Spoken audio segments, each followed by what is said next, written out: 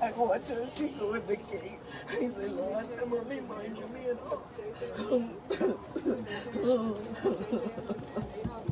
she called us to make sure we was home safe. A daunting point of view from the loved ones of 72-year-old Vernentia Butler, the latest homicide victim who allegedly died following a sexual assault, according to her nephew Sherwin Johnson, early Saturday morning. Yesterday evening would have been my grandmother's birthday. So my aunt was there with them. They went to have dinner last evening and, everybody was enjoying themselves.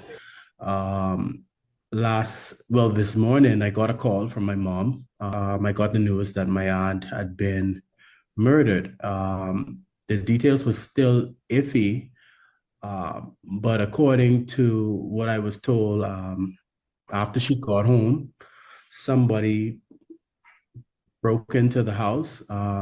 They raped her, and my family, cousin and uncle and whoever else, would have interrupted him, and they beat him, and he was taken away in ambulance, and she unfortunately had to be carried out in a body bag. In the beginning of the year, her sister died, which is my other aunt, and we buried her, let's say Friday, and on Monday, granddad died. And about 2 hours after granddad died, another aunt died. So it's been a bit difficult for us. And I was unfortunately unable to fly into Nassau yesterday to join them, to celebrate. And I wish I did, because everybody else got the opportunity. They got the opportunity to talk to her, hug her, and I just wish I did.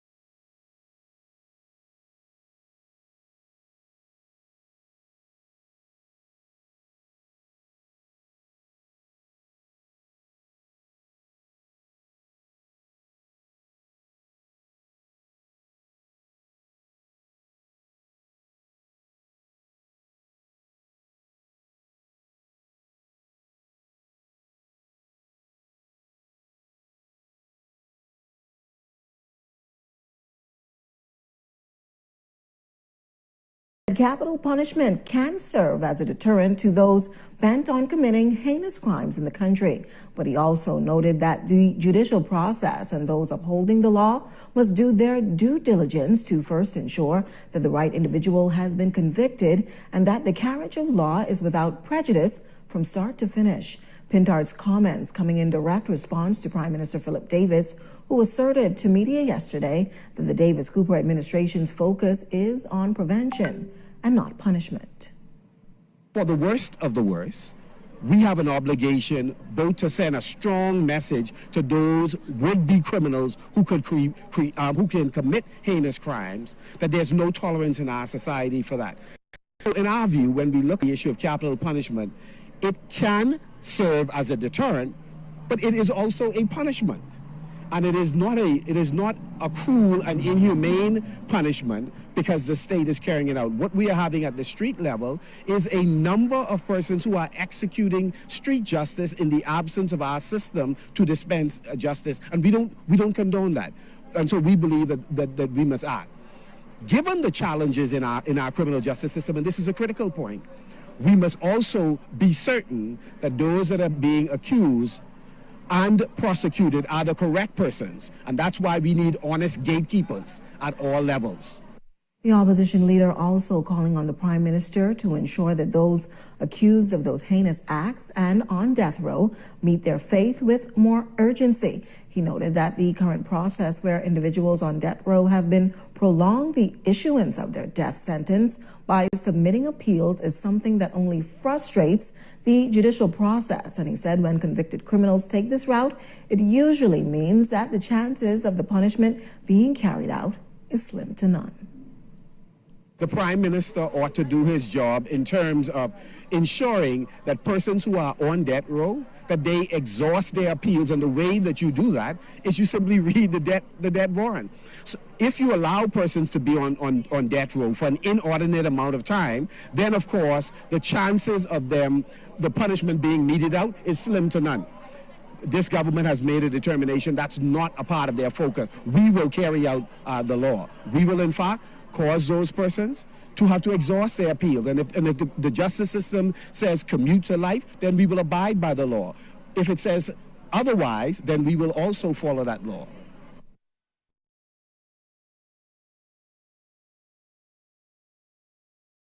I don't care what you say. I don't care what your opinions are. When a family loses a loved one in such a brutal, uncaring, heinous way, they want retribution. They need retribution. A nation without boundaries and clearly defined laws and order and then punishment when those are violated is a nation headed nowhere. Bahamian families, women, girls in this country are crying out for more to be done to protect us. Imagine the family of that 71, 72-year-old woman right now. Just think about that. Put yourself in their position. They are angry, they are grieving, they are at a place where they don't even know where to put themselves, because here's a woman who was asleep, enjoying her night's rest, asleep. Someone broke into her home, violated her in the most heinous, violent way, sexually assaulted this woman, and also ended her life. Some depraved idiot. And get this, known to the police. Do you know how many times Bahamians are sick and tired of hearing that very phrase, known to the police? That means this person has every reason to be behind bars. But what? They are on bail. They are on bail. They've been released because of our judicial system. Meanwhile, families continue to go angry, grieving, painful, loss, because their loved one have been hurt, their loved one has lost their lives, their loved one has been violated. This month of November has been wild in this Bahamas. Let's just start at the beginning. Remember when the gentleman posed as a chef in a chef's uniform, tricked the security guard into letting him on the property of Bahamar, and he stabbed his ex-girlfriend several times, stabbed her. Moving a little closer this week, 12-year-old Ariel sexually assaulted by all appearances, strangled by all appearances. That young 12-year-old girl, her life ended abruptly just like that.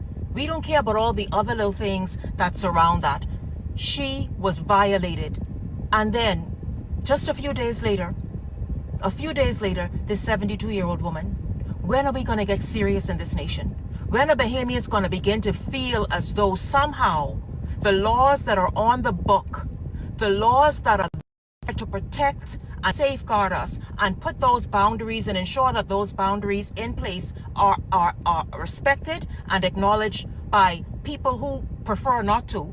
When are we going to feel as though when those are violated and those are intruded upon, that the crime will certainly, that the punishment will suit the crime? It is a vexing time in this nation. It is a vexing time when we continue to dance around the issue of capital punishment. These animals don't respect anything else. They don't care that you're trying to rehabilitate them and cause them to realize their wrongs and etc. That may be a part of the solution, but the solution, we know it. Capital punishment. Strict punishment must be enforced in this nation. The punishment that's on the books, we cannot become too modern. We cannot become too sort of progressive. that we decide we're going to move away from those things that once had this nation as the pristine, wonderful, peaceful country that it had a wonderful reputation of being, where its citizens were safe, where its citizens were protected, and those who visited enjoyed the same pleasures as well. Women, girls, families are hurting.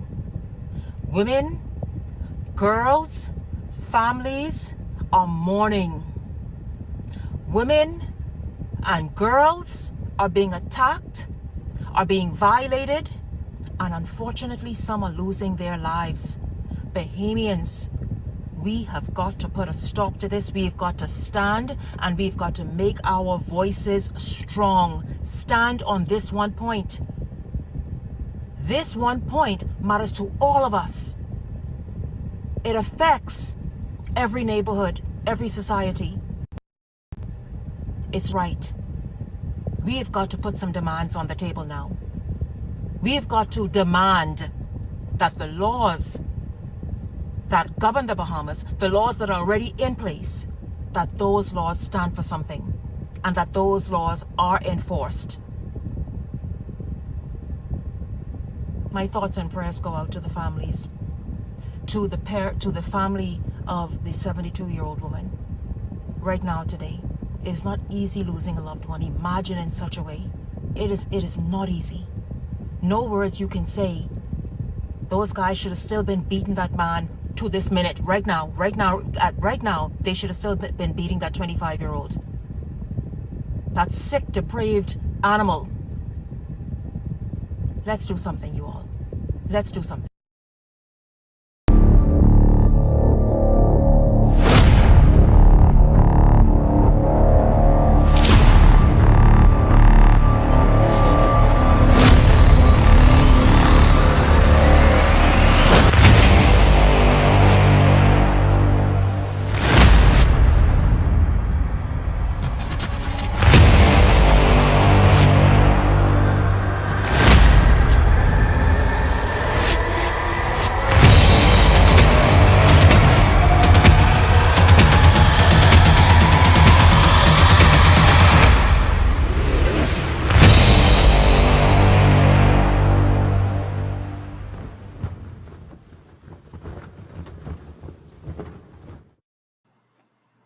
Good afternoon, ladies and gentlemen. Thank you for being here. It is always so good to have you here to spend your Sunday with me, learning about what's going on in the Bahamian people, about what's, and letting you have your platform to have your voice at this time, and also putting ourselves out there for you to answer your questions and to be answerable to you, the Bahamian people. We want to thank all of you that have been tuning in every single week, mostly once per week, unless there's something special going on. And we want to thank all of you who have been supporting, watching, spreading the message, evangelizing. Why? Because it is time. Thank you for your efforts in evangelizing and making sure that the Bahamian people, get the message that is going on out there. I just want to say thank you to all of you, and I'll show you these metrics that comes up. The metric I'm going to use just for my Facebook page. It's some full metrics. This shows how many views we've had this month so far, and it is over 600,000 views. So we want to thank you all for that. We appreciate it. We thank you. All right. So we thank you for those views, and we thank you for the engagement. And that's 42% up from the previous time before that. So again, thank you so very much for all of your support from wherever you are supporting from. All right. We love you. We appreciate you. And we are doing this for you. That's what we're doing it for. All right. So make sure that you are continue to be a part of this. So, ladies and gentlemen, I've been playing some videos for you so that you can see, what has been going on recently. And I want to play one more video that I want you to pay attention to, and that's the words of the Prime Minister. That's this. President of the Senate, Michelle Adderley, for the resumption of hanging, Prime Minister Philip Davis asserted that he's more focused on finding measures to prevent such heinous incidents like the most recent, which caused the death of 12-year-old Adriel Moxie. Her body was found in bushes off of Faith Avenue South on Wednesday with only a top on and a piece of cloth tied tightly around her neck. Prime Minister Davis said that hanging is not a solution and that it only deals with aftermath when someone has been killed. When you start talking about hanging, that's not a solution, right? That's after the fact. That's after somebody would have died or been killed. I'm trying to prevent killing. So talking about what one has to exact after an offense has been committed, that's where not my focus right now. My focus is stopping offenses from being committed. It's on prevention, not on punishment at this time. Punishment has its place, and yes, people should be punished and would be punished according to law. But in the meantime, I think our efforts should continue to be in preventing things from happening. I am mourning. I think we're all angry over this situation, but it's not enough for us just to mourn. It's not enough for us to mourn. It's not enough for us just to get angry. It's time for us to do something. And doing something requires all hands on deck.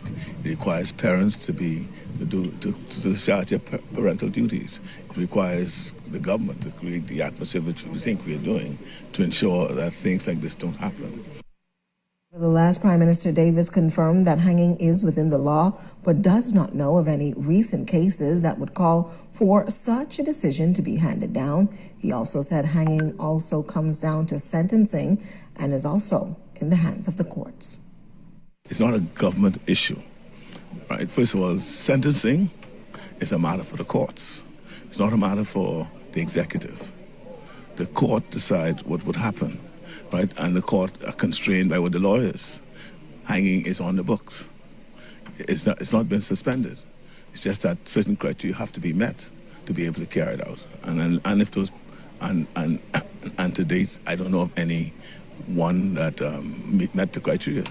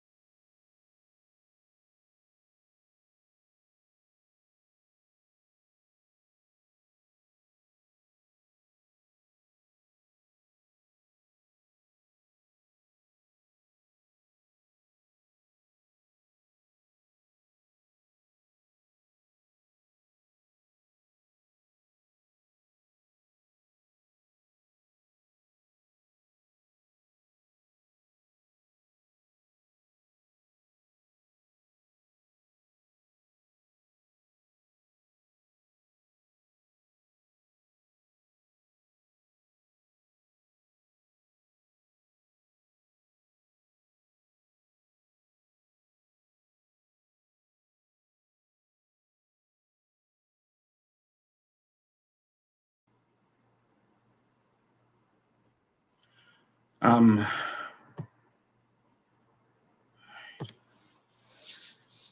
sorry for that little delay.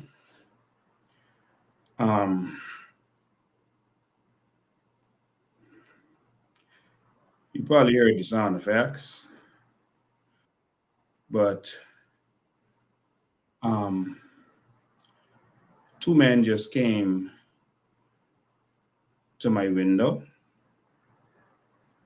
and threw rocks at my window. You probably heard the banging going on before I played the video.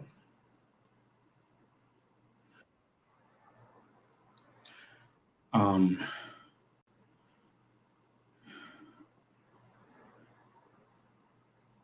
window is hurricane proof. Um, but they just came and threw rocks, throw rocks through the window, and I saw two of them running.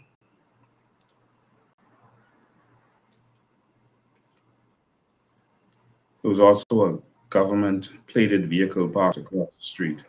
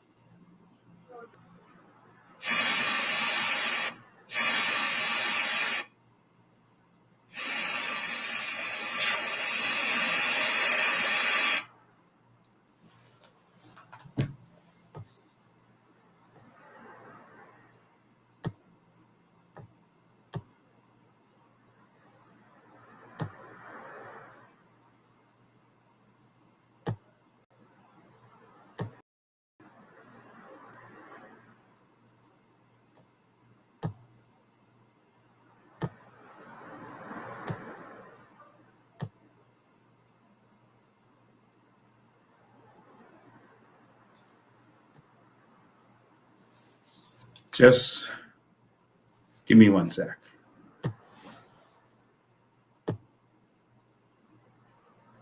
In the name of Jesus. Oh God, we cry out to you tonight, oh God. It forces all of us as a country to reflect on what it is that we are doing. The religious community, the civil community, those in the political arena like myself, we have to begin to ask ourselves at this point, what do we do next? What action is meaningful enough to really bring justice to the lives of the people that have been lost? I hope that this week tells us that we have to move, as the deputy has said, out of our paralysis, out of our inertia. Because if we do not, there will be nothing left for us to salvage. And so we go to the Lord. We ask him for his guidance. We ask for his direction. And we say to the Bahamian people, let us together make this change.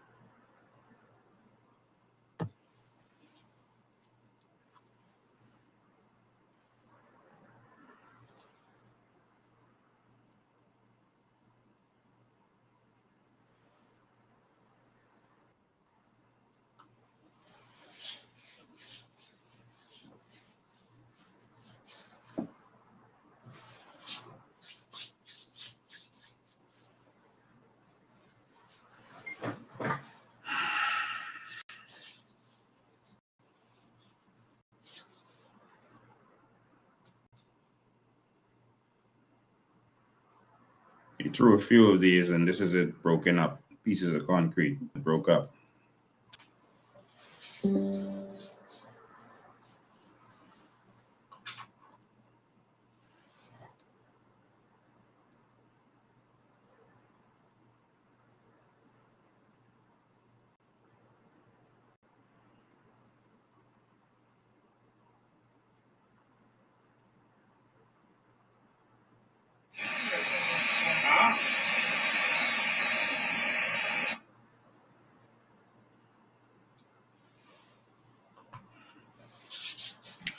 All right, let's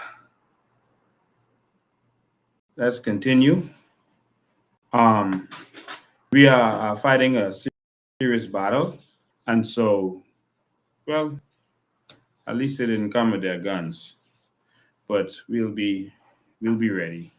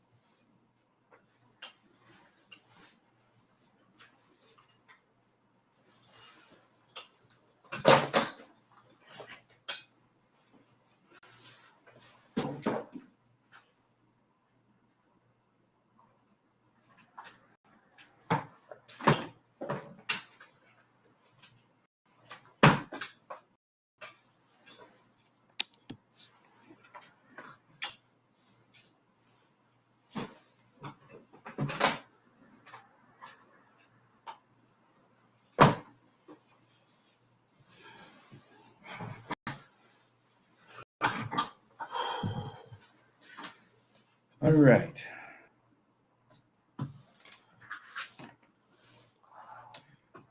So if Brave and them want to start a war, then so be it. But if you come to where my child is, I'm gonna come. All right. So, ladies and gentlemen, this is just the beginning, and so we're gonna face much more attacks moving forward.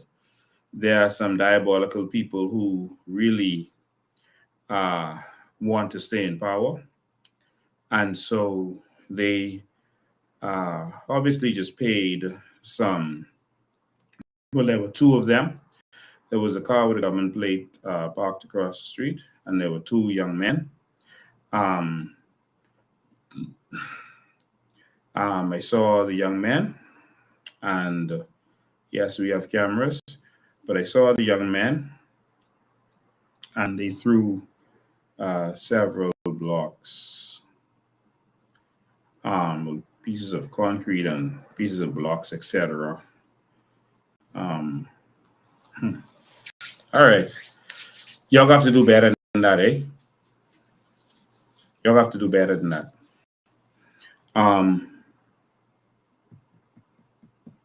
Yeah.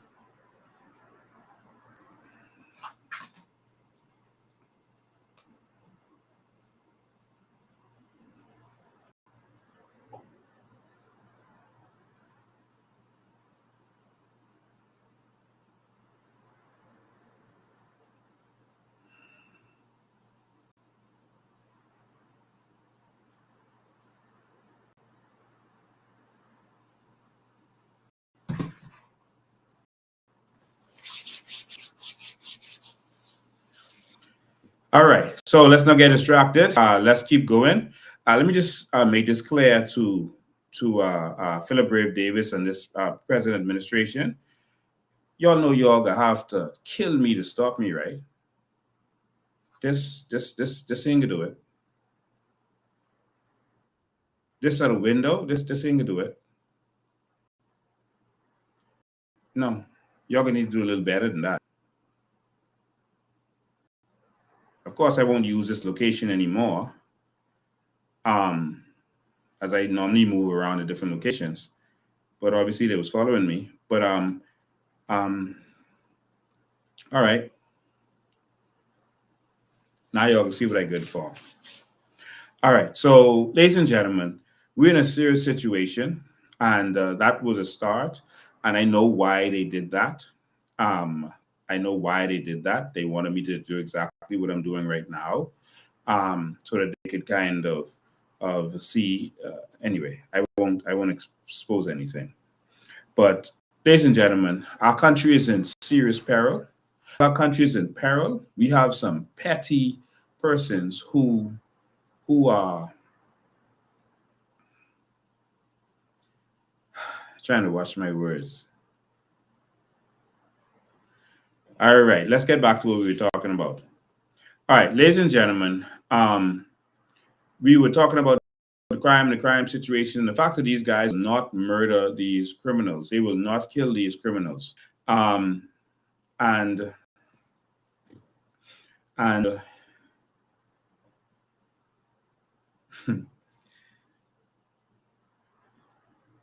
so instead of the police force and the government focusing on activists who are speaking their piece and exposing what's going on, we should focus on crime and the criminals. But the problem with that is there's so many criminals in government. There's so many criminals in government that this is where a part of them lies. All right.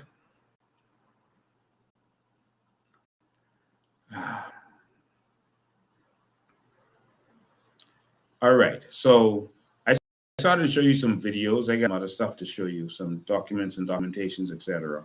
But we're gonna get to that. We won't be distracted tonight. We may end up going a little bit longer, but we won't be distracted tonight because these corrupt dogs.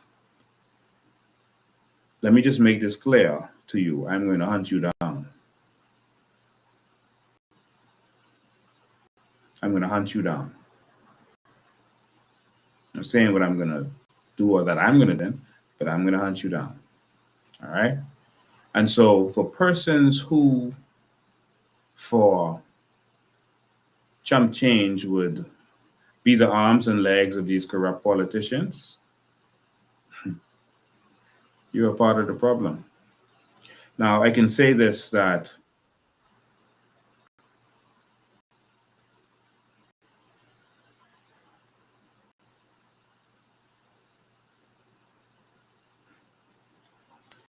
all right.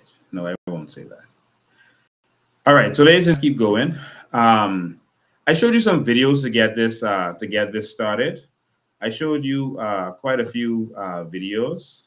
And I'm sorry, I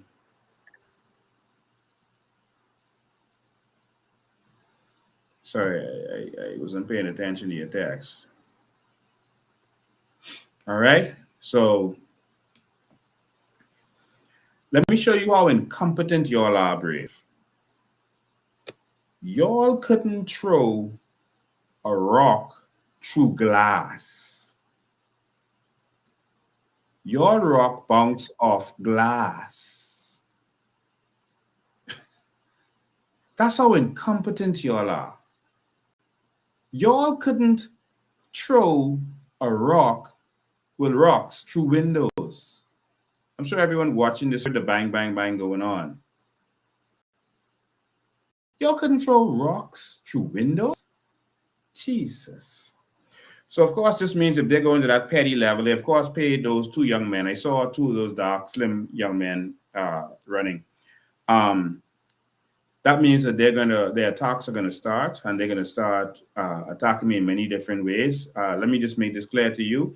If they find some drugs in my car or some bullets in my car, I didn't put it there, and it's nothing to do with me. All right? If they try to set me up in any other way, it ain't me. I will do nothing at time to jeopardize the Bahamas. But they're going to come with their petty tricks because they are terrified. I was speaking today because I got to visit a church today. Well, not visit. That's my church, New Mount Zion Baptist Church. I grew up in that church. We was having a pastor anniversary, and I spoke to a PLP stalwart counselor there. And she was saying, wow, Lincoln said, you was on TV this week and say all they're saying in the party is watch out for Lincoln. That Lincoln is a force to reckon with. She just said to me just now, say, they are really threatened by you. She just said that to me in church today. So they're really threatened by you. They feel that the people fed up with them, the people tired of them, and that they won't go back to the FNM. And so they're scared of you.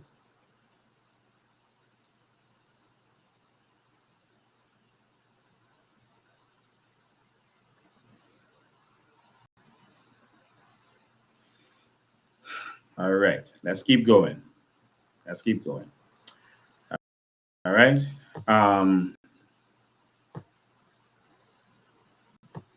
Wow.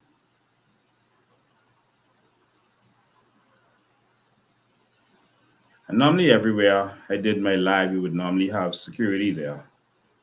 I guess we kind of took it for granted today. I'm going to go.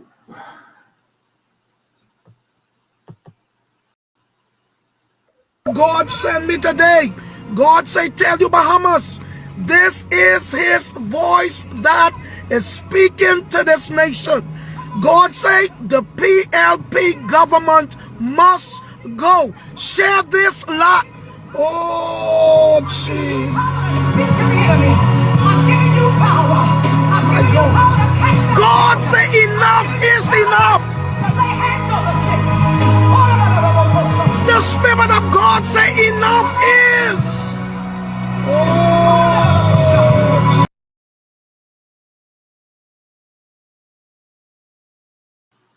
All right, ladies and gentlemen. All right, so we know that they're threatened, and so we'll see what happens. So just expect more attacks to come against me, but they're not able to move me. All right, so you just be confident to know that nothing they could do to move me.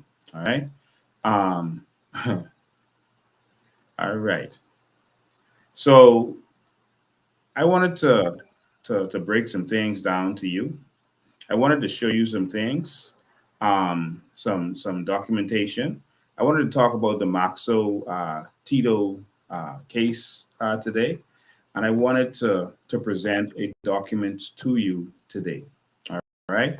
I'll start off with these videos and break these down, and then we got to let some stuff. I'm going to open the phone lines too, so that you can get your piece out there. All right.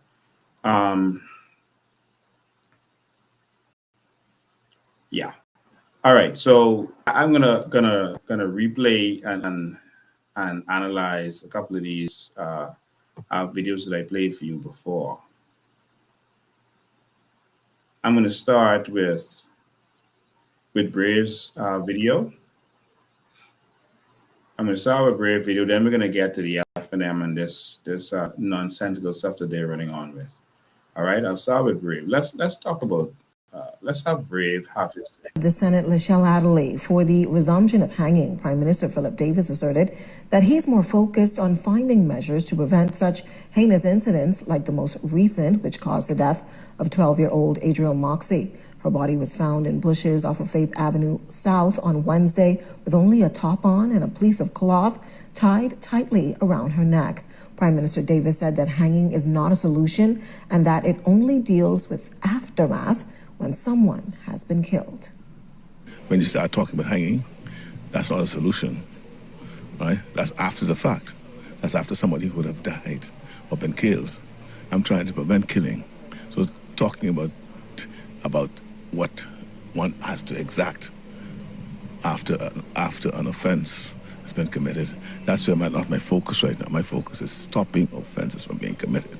It's on prevention, not on punishment at this time. Punishment has its place, and yes, people should be punished and would be punished according to law.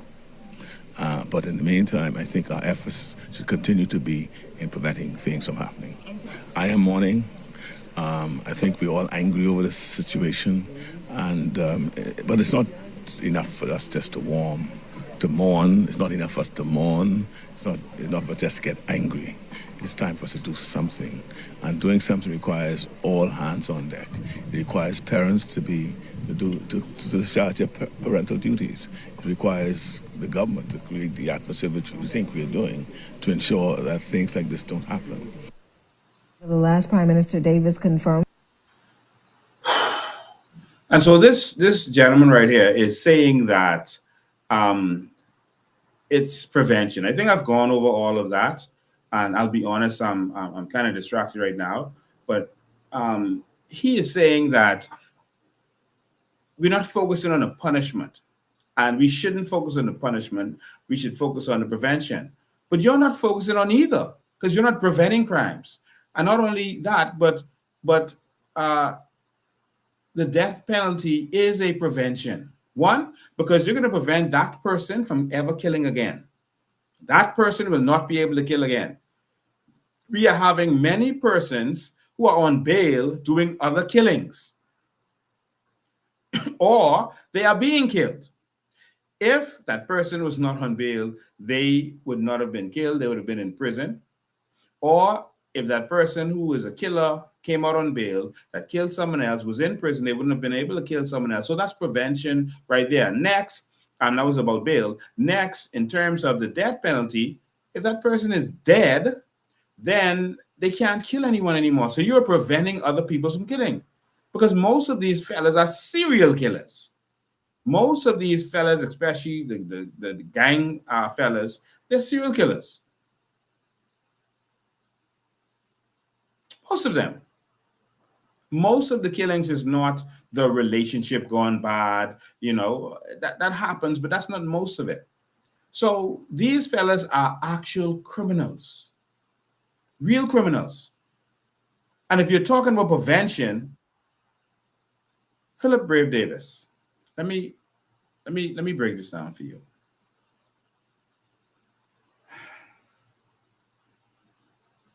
If you want to prevent crime, then why don't you focus on the killers? Why don't you focus on the criminals? Who commits crimes? Killers do. Killers commits crime. So why aren't you focusing on targeting the criminals? There's something that they say every single time. There's something that they say almost every time that there's a killing. You're going to notice this. Either the victim was known to the police, or the killer, the wanted suspect, is known to the police. What does that mean? If the person is known to the police, think about it. If the person is known to the police, you know who they are. So if you know who the killers are, then you know who to go after. As we have said before, target the killers. Instead of targeting me and other activists, target the killers. All right? Target the killers. Watch them. These are criminals. Watch them like they did in New York, to break crime in New York, to break the mafia in New York. They focused on them. They targeted them. And that's how they broke crime in New York. I know they like to say, because it sounds good, oh, we focus on the small stuff and we sweat the small stuff. That's not what they did. They targeted the criminals. They staked out across the street from them, and they went after the big guys, the big fish. And they did sometimes plea deals with the middle fish to get to the big fish, because the small fish can't get to the big fish. The middle fish get to the big fish. That's what they did. But instead of you guys targeting me, innocent protesters, and all the other stuff that you do, let's target the criminals. How about that? Isn't that prevention? But back to the death penalty. I think every Bahamian in the Bahamas disagrees with you on that. That hanging is within the law, but does not know of any recent cases that would call for such a decision to be handed down. He also said hanging also comes down to sentencing and is also in the hands of the courts. It's not a government issue, right? First of all, sentencing is a matter for the courts. It's not a matter for the executive. The court decides what would happen, right? And the court are constrained by what the law is. Hanging is on the books. It's not been suspended. It's just that certain criteria have to be met to be able to carry it out. And if those and to date, I don't know of any one that met the criteria. All right. So it's a matter for the courts. Let me show you how idiotic that statement is. The courts interpret the law. The politicians write the law.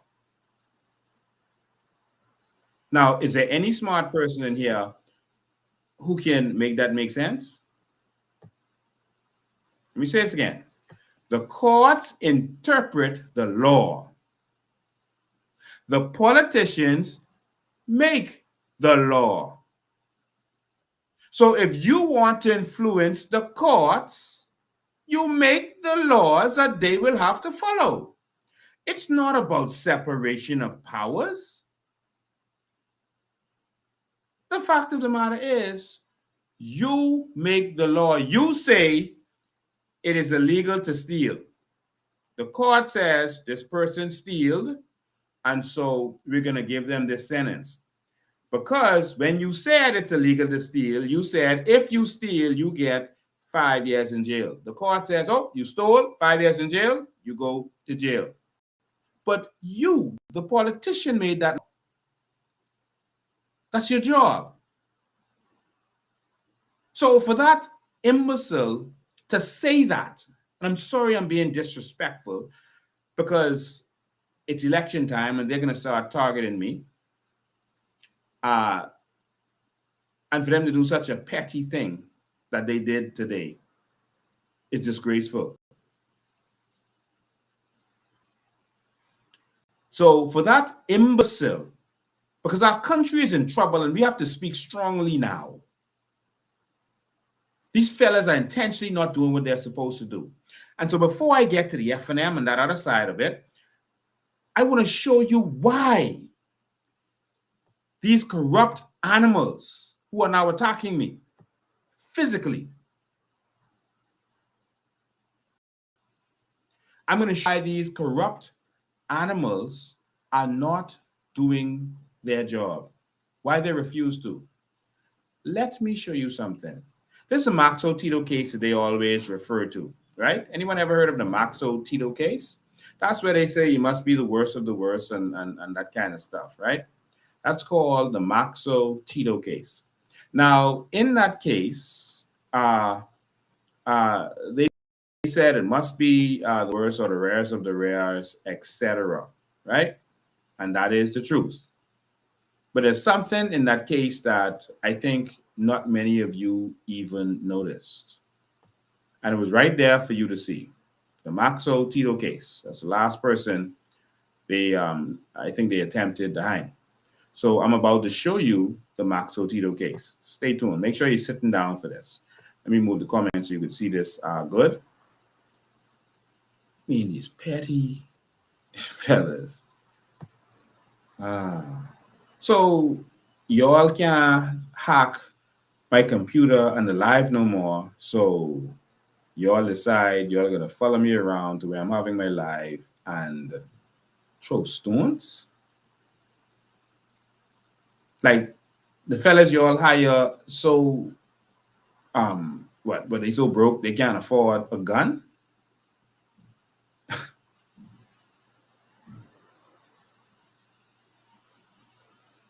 Oh Lord, banging again. All right.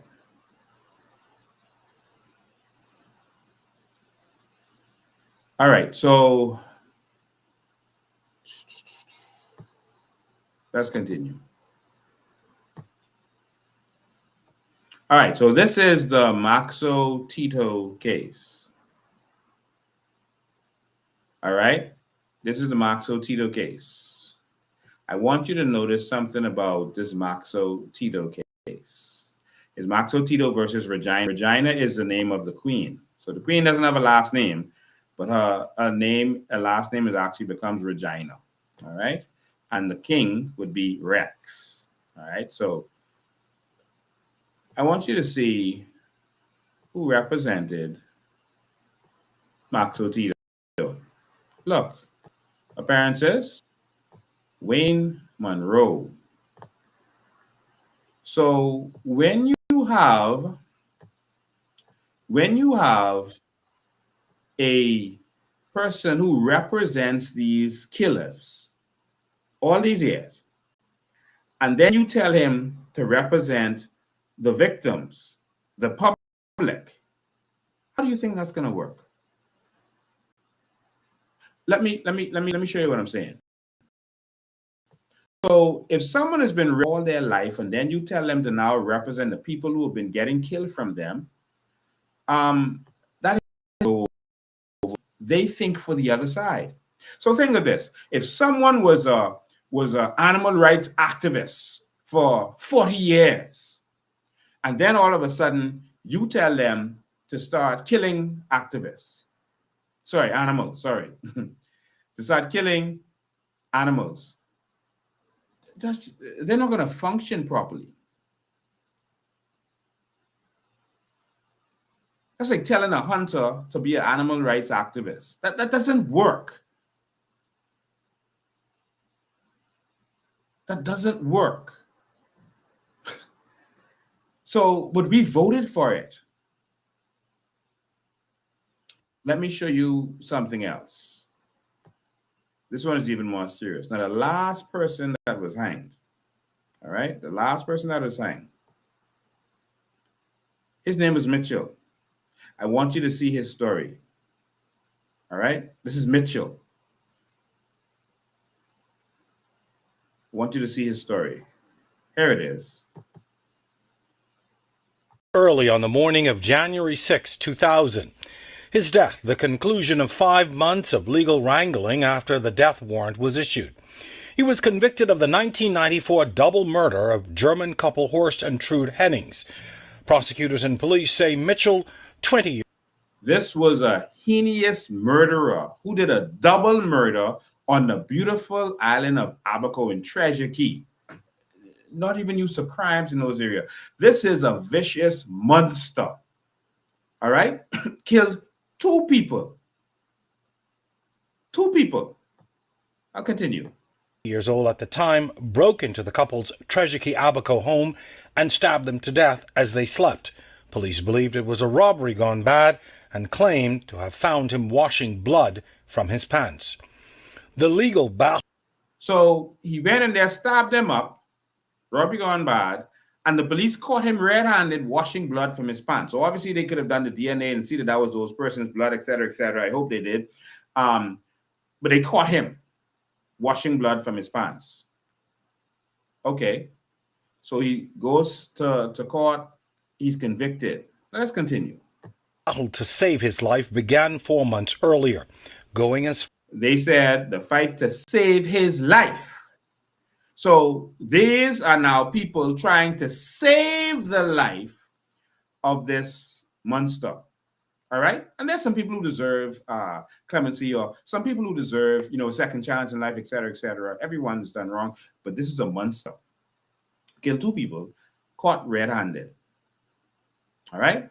And so this is the fight to save his life.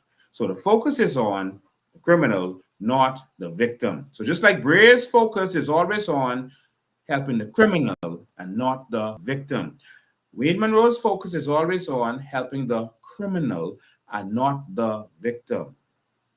Get it? Let's continue. As far as the Privy Council, in the hopes of having his sentence commuted to life in prison.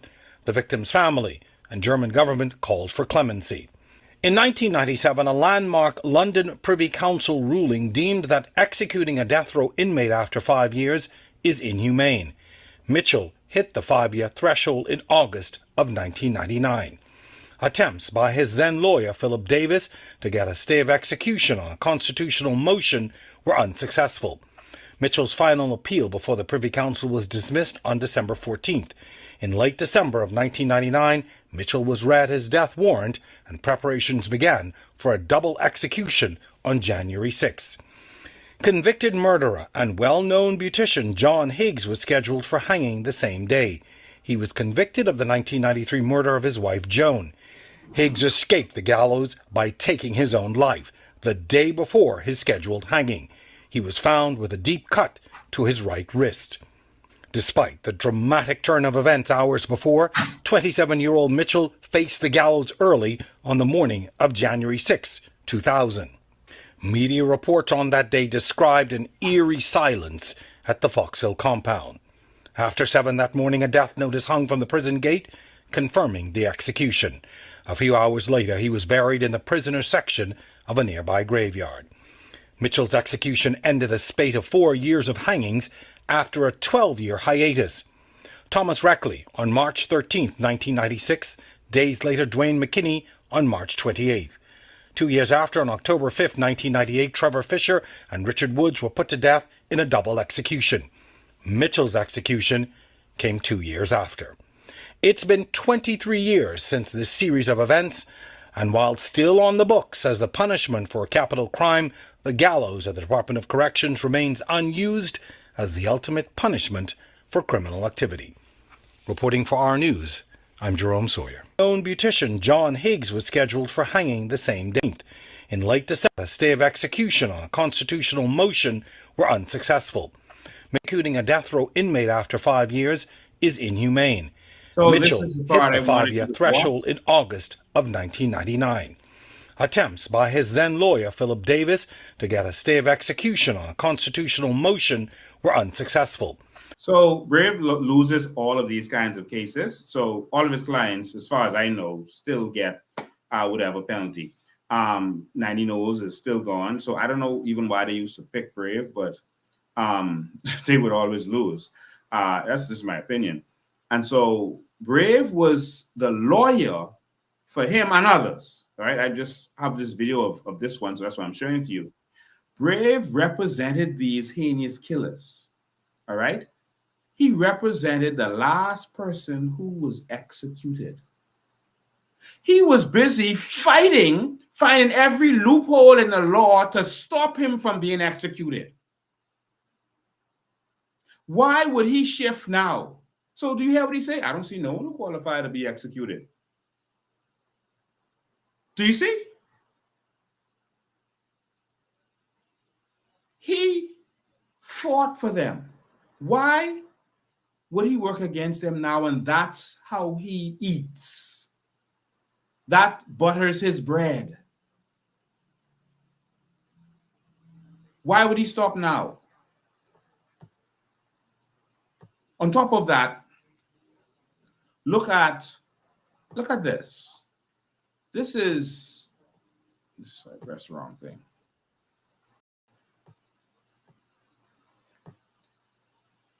This is the other one who represented Max Otito. This is Wayne Monroe, right? Look at him.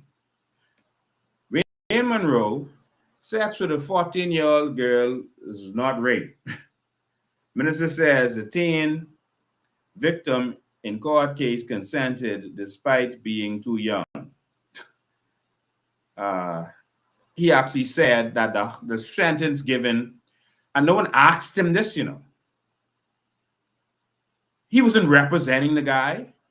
He was representing us, the people. He was the Minister of National Security when he made this statement, not even Attorney General. The guy got a sentence, and he said the 4-year sentence was too harsh for this big grown adult man, not a 18-year-old, etc. It was too harsh for this man who had sex with an underage girl. Come on.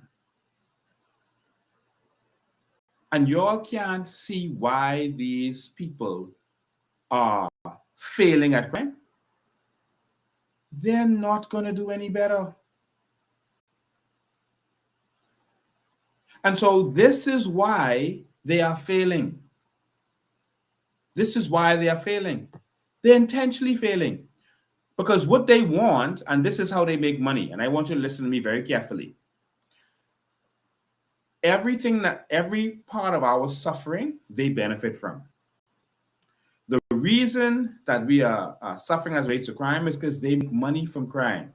So they want hanging on the books. Because hanging is on the books, they can pressure the young man on death row and his family, give us this piece of property, etc. Give us this piece of property. You don't got the money, give us a property. We'll worry about that later. We'll work it out. So the property is valued $500,000. Your legal fees are what? $20,000. We'll hold on the property. All right. And so if the pressure for the death penalty is there, they're defending you to save you from it, even though they're never going to do it, because they have the loopholes, and once you pay, you're straight. That's a money-making scheme. That's why they want it on the books, but then they always find the loopholes. All right? Now, the reason I believe that one failed, because if you listen to the article, they could not, the court ruled that after you had someone on the death, on waiting the death penalty for over 5 years, it would be inhumane to punish him after that, right? But he still died. But notice why he died. Can anyone tell me why they think he was still educated? Let me see who I'm talking to tonight. The Privy Council said if someone is on there for 5 years, you can't execute them no more. He was there for more than 5 years. They still executed him. Can someone tell me why? Why? I'll wait for the delay. And let me see if any of y'all, I'm watching the comments. Let's see if someone can tell me why.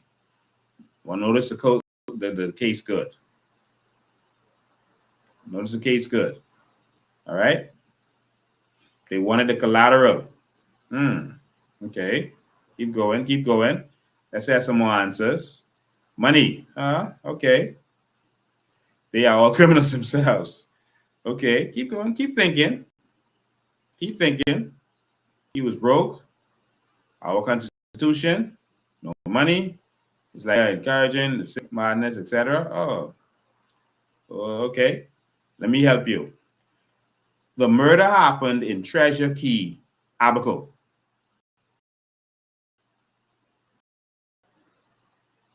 The murder affected the constituency of the present PM. One of his best friends, Ingram and Brave, was closer than Ingram and Perry. I want y'all to know that. One, yes, it was a tourist, but it affected the constituency of Hubert Ingram himself. And Hubert Ingram's best friend was a defense lawyer. So guess what? The defense lawyer could have actually sued to stop it because the Privy Council already said what they had to say, that you can't do it. But they still did it. I hope you're catching on. But now let's look at that case. I know I normally open the phone lines at 6, but I got a little distracted with all that's going on.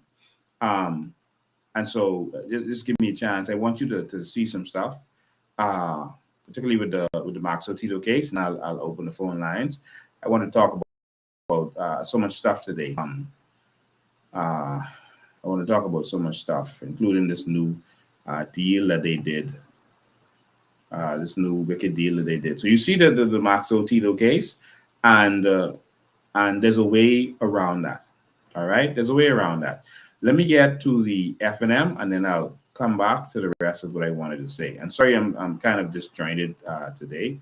When things get close to my kids, I get ready for war. All right, so all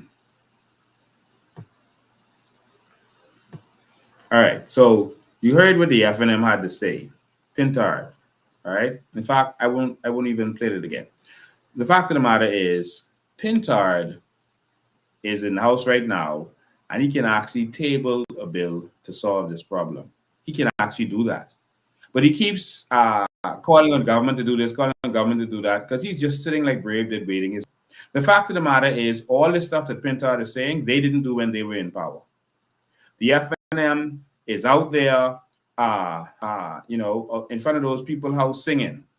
All right, the lady who's the victim, the 70-year-old, they're out there singing. All right. We don't need you in front of those people's house singing. We need you in the people's house signing bills, tabling bills to stop this. Any member of parliament can table a bill. Anyone. Any member of parliament can table a bill. But all of y'all are tied up in the corruption.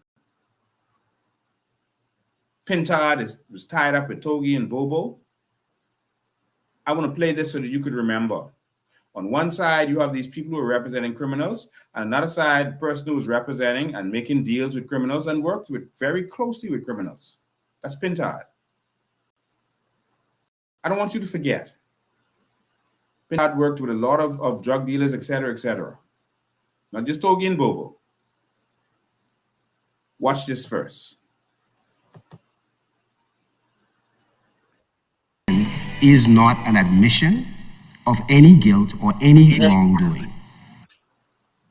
Free National Movement Chairman Senator Michael Pintard resigned his post as party chairman today and has sent a letter to the Senate advising the same. Welcome to the start of another week of news, and good evening, Bahamas. I'm Altaviz Munnings. Good evening, everyone. I'm Keishla Adderley. Topping the news tonight, these developments come as investigations are underway into an alleged scheme by a major environmental organization in which some shocking allegations have been made. We can tell you from our Clint Watson that Pintard says his resignation is no admission of guilt, and he explains why he took the steps that he took. Clint is joining us live in studio. Good evening, Clint. Good evening, Altaviz, and good evening, Keisha. We can tell you tonight that having resigned from the Free National Movement as chairman and the Senate as an opposition senator, Michael Pintard sought to set the record straight on an ongoing saga that had his name at the center. No time did me in my capacity as a professional working with calendars and co, or as chairman of the Free National Movement, engage in any unethical or illegal activities in order to fabricate or get anyone else to fabricate information about Mr. Nygaard, about any member of the government, or any citizen for that matter.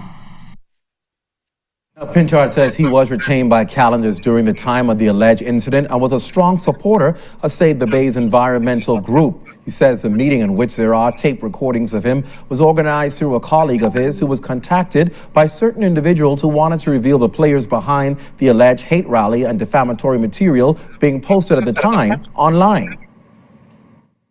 I was invited to such a meeting, and during the course of getting the facts, the evidence related to those things, they went further to indicate past acts that they had carried out and future acts that they claimed to have been contracted to carry out.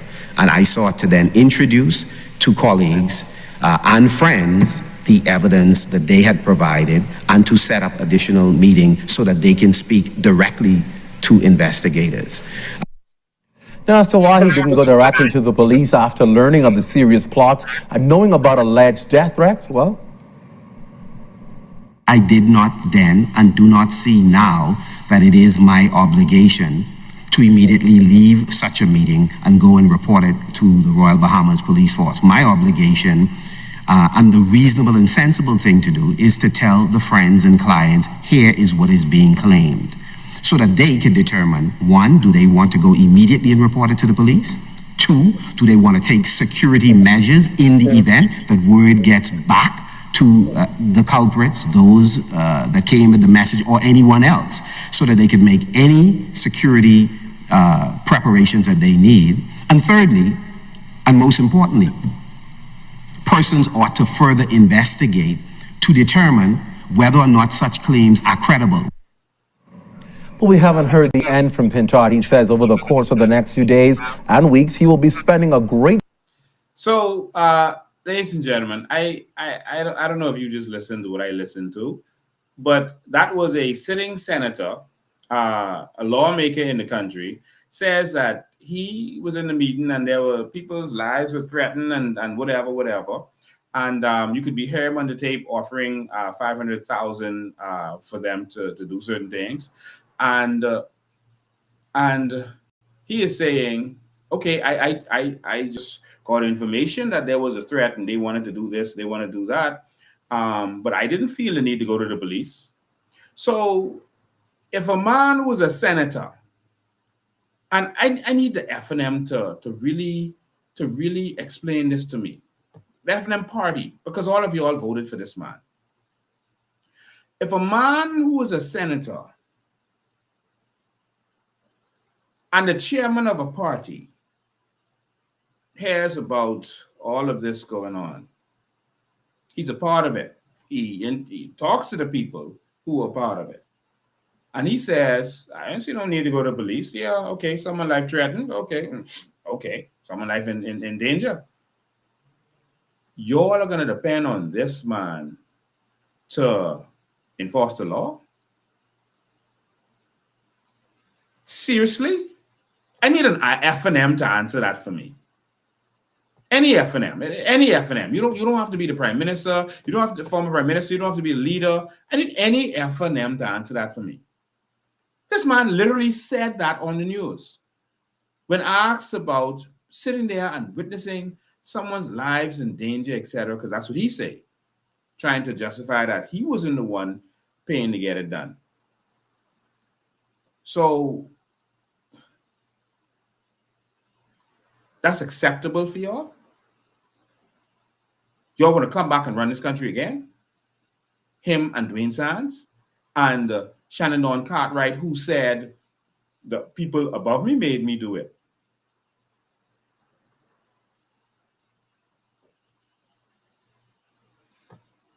All right.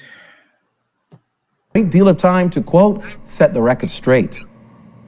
So release, if there's no fear, I certainly have none, release the entire audio clip and not the cut and paste versions that seek to tell a story that I was not a part of. At no point did I fabricate or seek to get anyone to fabricate information. Secondly, the affidavit that is circulating online, a coached document, is inaccurate, and we will lay lie to that during the course of this week.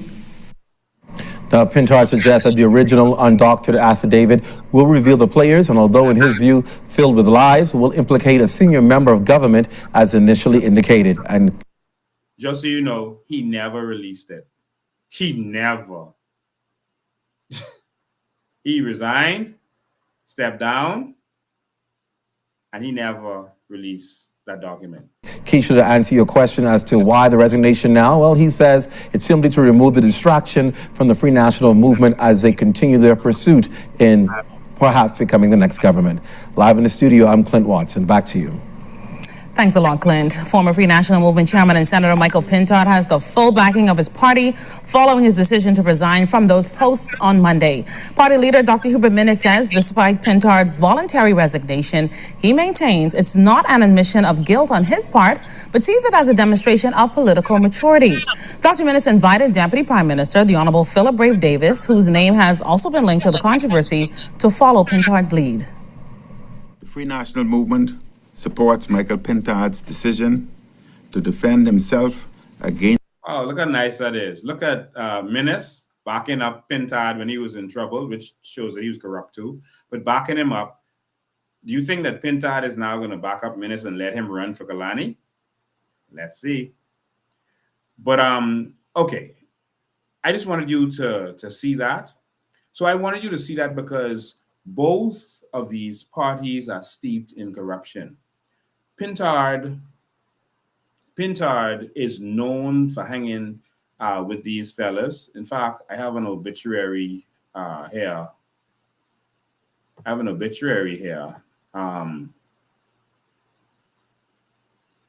pull it up.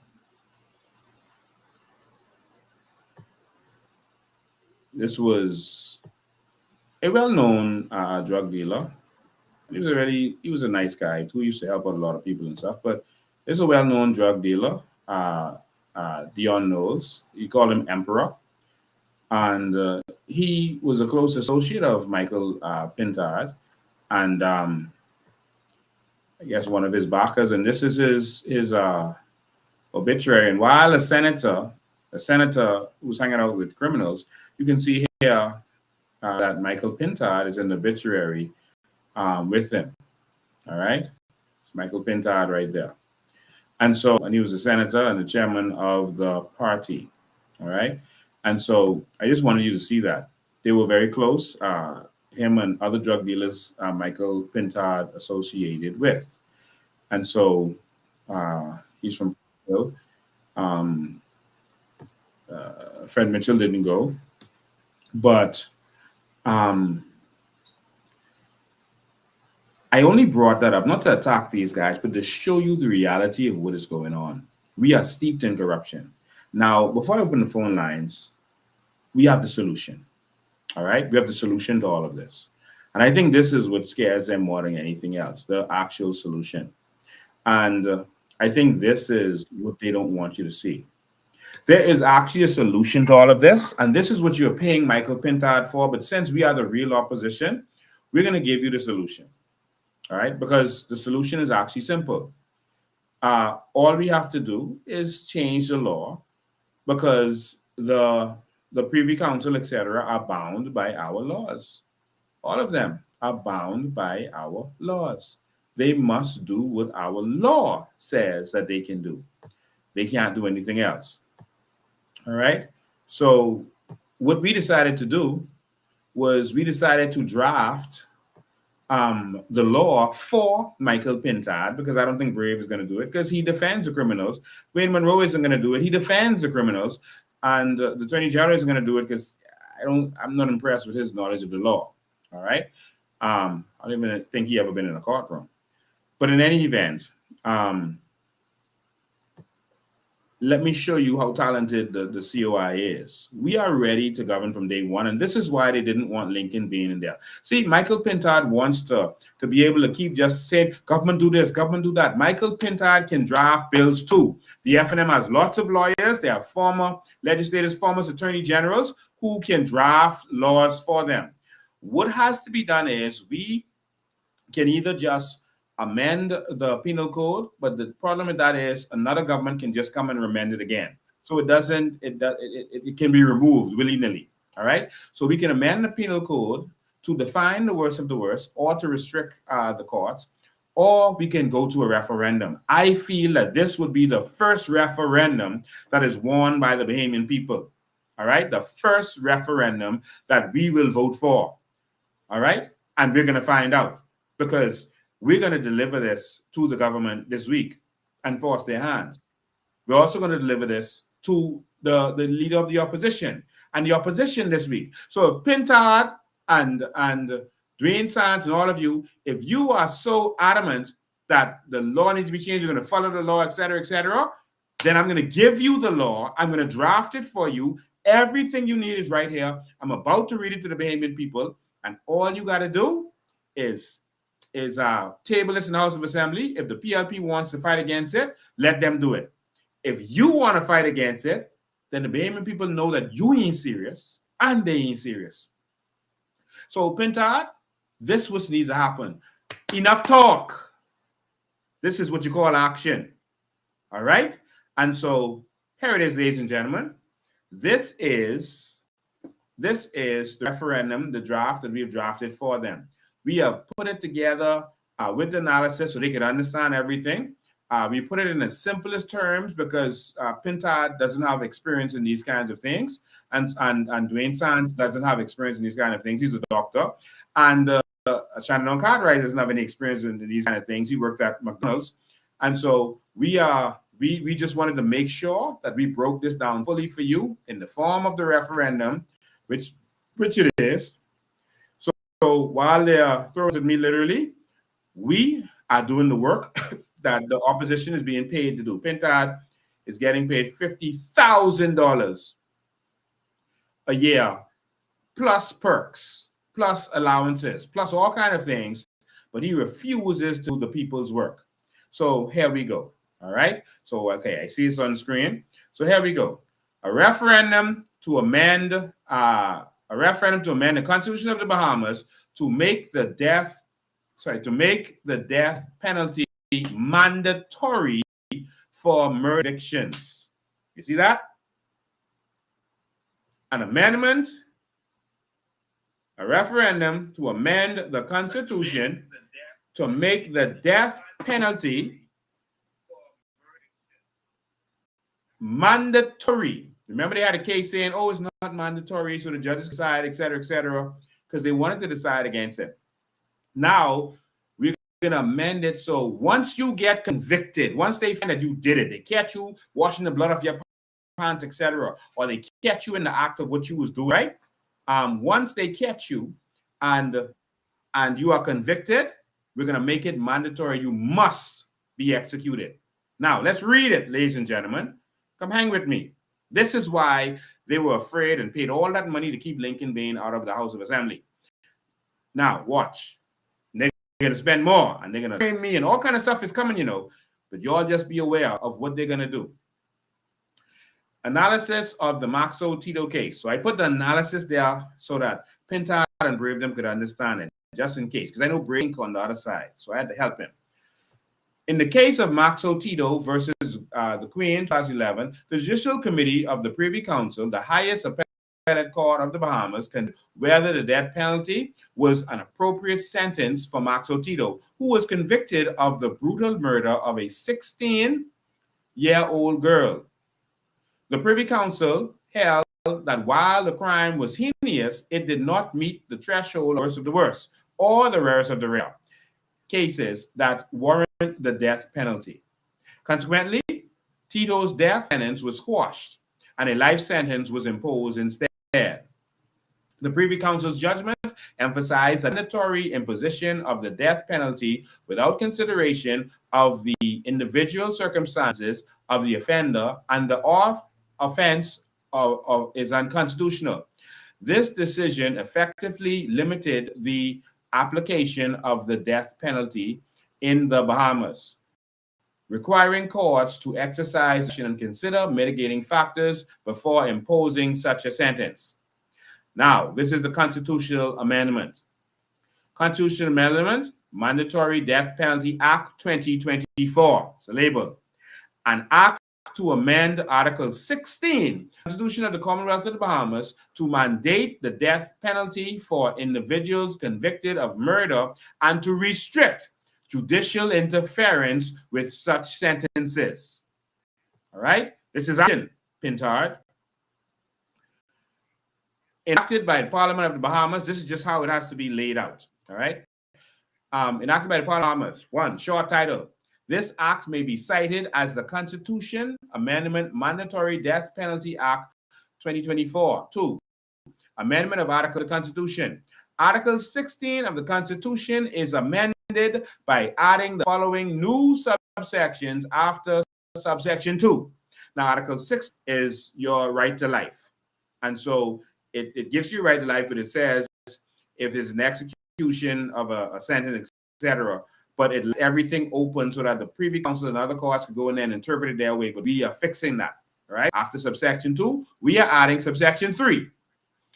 It says, notwithstanding any other provision of this Constitution or any other law, any person convicted of the offense of murder shall be sentenced to death. And so not maybe, shall be. All right? Shall in the law makes it mandatory, just so you understand. Subsection 4, the imposition and execution of the death penalty under Section 3 shall not be held to be inconsistent with or in contradiction of any provisions of this Constitution, including subsection 1 and 2 of this article, meaning Article 16. Section 5, no court or tribunal shall have the authority to alter, commute, stay, suspend, or in any way interfere with the carrying out of a death sentence imposed under subsection 3. Just put it in law. Subsection 6, any existing laws, judgments, decrees, or orders, including the judgment of the Privy Council in the Maxo Tito version, that are inconsistent with this, with the provisions of the sections 3, 4, and 5 are hereby nullified to the extent of the inconsistency. So any judgment they had before, any law they have, it is nullified to the extent of the inconsistency. You just have to put in law. I was up 3 o'clock in the morning. I said, you know what? We got to do something. And commencement. This amendment shall come into effect immediately upon its approval in a referendum and assent by the Governor General. All right? Referendum questions. I've already drafted the questions. So here's the bill that you saw first. I put it all in one document for them to make it easy. That was the bill that will be tabled in the House of Assembly. This is the referendum questions that goes along with it. Referendum questions. Do you approve the constitutional amendment Mandatory Death Penalty Act 2024, which amends Article 6, the right to life of the Constitution? 2, add new subsections that make the death penalty mandatory for anyone convicted of murder. And 2, ensure that no court or tribunal can alter, mute, or prevent the execution of such death sentence for any reason. And the answers there are yes and no. That's how you vote. And so to break it down, you explain it to the voters. This is what you have to do in a referendum. Explain it. All right? A vote, explanation of voters. A yes vote means you agree to change Article 16 of the Constitution so that, firstly, new subsections are added to make the death penalty mandatory for all persons convicted of murder. Next, the death penalty is expressly permitted under the right to life provision. All right? Next, courts cannot change or prevent the death sentence once it is given. A no vote means you do not agree with this change, and the current laws, court powers remain the same. So also you explain to the public the impact of the amendment. Firstly, direct modification of the right to life. By adding this subsection to Article 16, the amendment directly addresses the constitutional right to life, specifying an exception for the mandatory death penalty in murder cases. Next, elimination of judicial discretion. Courts will no longer have the discretion to consider mitigating factors or individual circumstances in murder cases. The death penalty must be imposed upon conviction.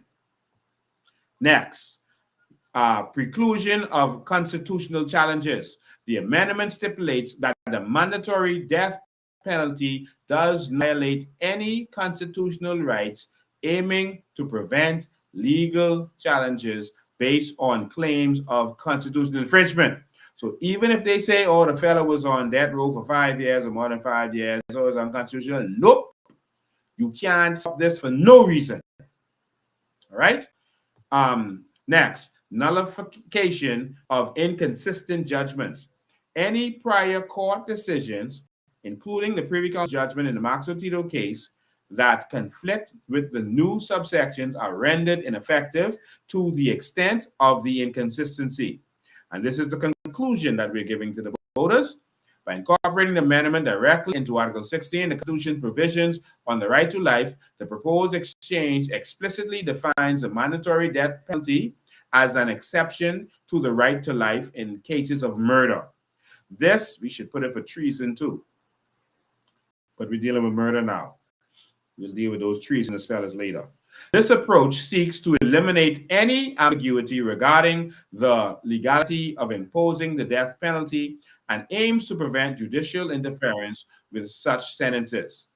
Voters are asked to decide whether they support this significant constitutional amendment, which would, firstly, mandate the death penalty for all murder convictions. Next, limit the powers to modify or overturn such sentences. Please consider the implications carefully before casting your vote in the referendum. This bill was drafted by Lincoln Bain. All right? Ladies and gentlemen, while Pintard was sleeping, while we're paying him, while they were outside the house singing, I was up working. And so this is how you are going to change this. Not by showboating, not by acting and pretending. This can be done. They know that I know the power of a member of parliament, and that is why they don't want me in the house. So I want to present this to the House of Assembly. We're going to have a press conference because there's more to this that we want to give to the press. We want to have a press conference on Sunday, and we want to deliver this to the House of Assembly, and then we're going to have it couriered to the Office of the Prime Minister and the Office of the Leader of the Opposition. But for those who want to come to the press conference on Wednesday, when they come back to the House, please join me. Let's show them that we are serious. We're not going there to protest. We are going there for a lawful purpose. This is a draft bill, a referendum that the people want. And so we want to go there and deliver this bill. Deliver this bill to actually bring the change we need to see. All right? And so someone says, the FNM doesn't have sufficient members in the House to pass any bills, and any law the courts find unconstitutional will be rejected by the courts. Do your research. Oh, Jesus, Lord. Let me help you, sir. The FNM will table the bill. In tabling the bill, they will force the PLP to vote against it and for the whole Bahamas public to see. I'm not saying that the FNM could force them to pass it, They can table this bill. All right? This isn't a money bill. They can table this bill. All right? And they can second it, which will make it have to be voted on. Okay? And so that will show the public that they are serious about this murder thing. That will force the hands of the PLP. And if you see them vote against it, that means they're not serious about carrying out the law. Force their hands. Make them prove they love you. Make them prove they're going to protect you. Anyone can tell you they love you, until it's time to show it. Anyone can say they can protect you until it's time to protect you. When you get in a fight, they break off running. And so that's the purpose. Now, for the other part of it, the court can find if the House passes any bill or any law the court finds unconstitutional, will be rejected.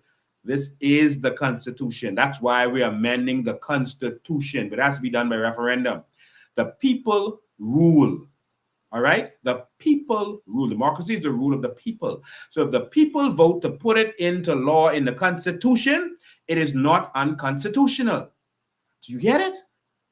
If you only put it in the in the penal code, for example, then there can be a judgment to say it's unconstitutional. Do you get it? If it's in the Constitution, it's not unconstitutional. All right. So that's where we are. I'm going to open the phone lines at this point. I had a lot more stuff I want to show you, but time is going, but I want to make sure you always have a voice in there. And if you have any questions on this, call me on this or any topic. We always have the phone lines open to any question you want to ask about anything that we do.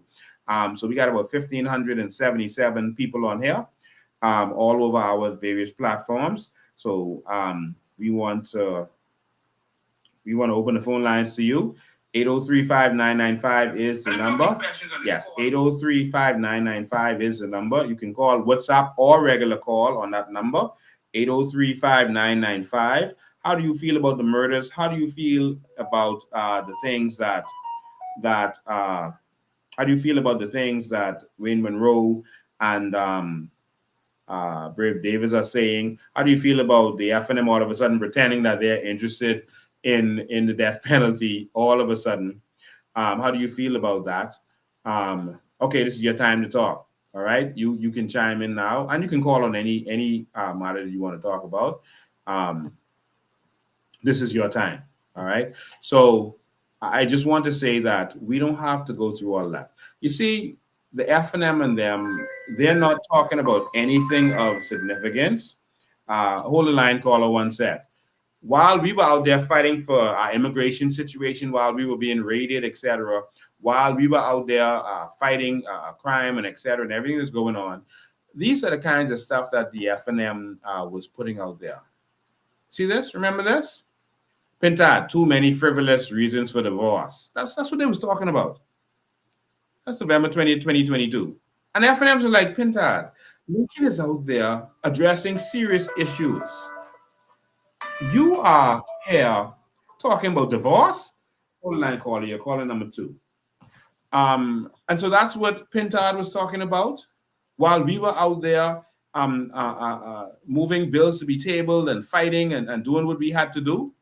And then you had another clown in the House of Assembly, FNM. Okay, more people are calling, but the lines are full. This one was saying ban breeding and ownership of pit bulls. This was them. This was the FNM was talking about while we were there. They talk about everything except stuff that could really affect the people. All right? They don't want to touch certain things because they are puppets of the oligarchs. And so they try to touch things that's not going to offend the oligarchs while making it seem like they're out there dealing with stuff. Notice when they had those fake protests with immigration, they weren't protesting immigration. They weren't talking about the Shanty Downs. They weren't talking about the illegal immigrants. They was only talking about Keith Bell. They kept it to Keith Bell. Oh, we had to Keith Bell office and Keith Bell got to go. But they weren't addressing the issue. Wake up. Let's go to the first caller. Call you live. Go ahead. Good evening, Mr. Bain. How are you? I'm awesome. Good evening to you. I have a question for Mr. Davis. Yes. He's The listening. 12-year-old girl that was brutally murdered, and that 72-year-old grandmother and mother was brutally murdered. What can be the worst of the worst about them? Listen. Brave Davis makes money from the worst of the worst. So he'll never see them as the worst of the worst. He loved them. But does he have a wife? Yes, he does. Does he have daughters?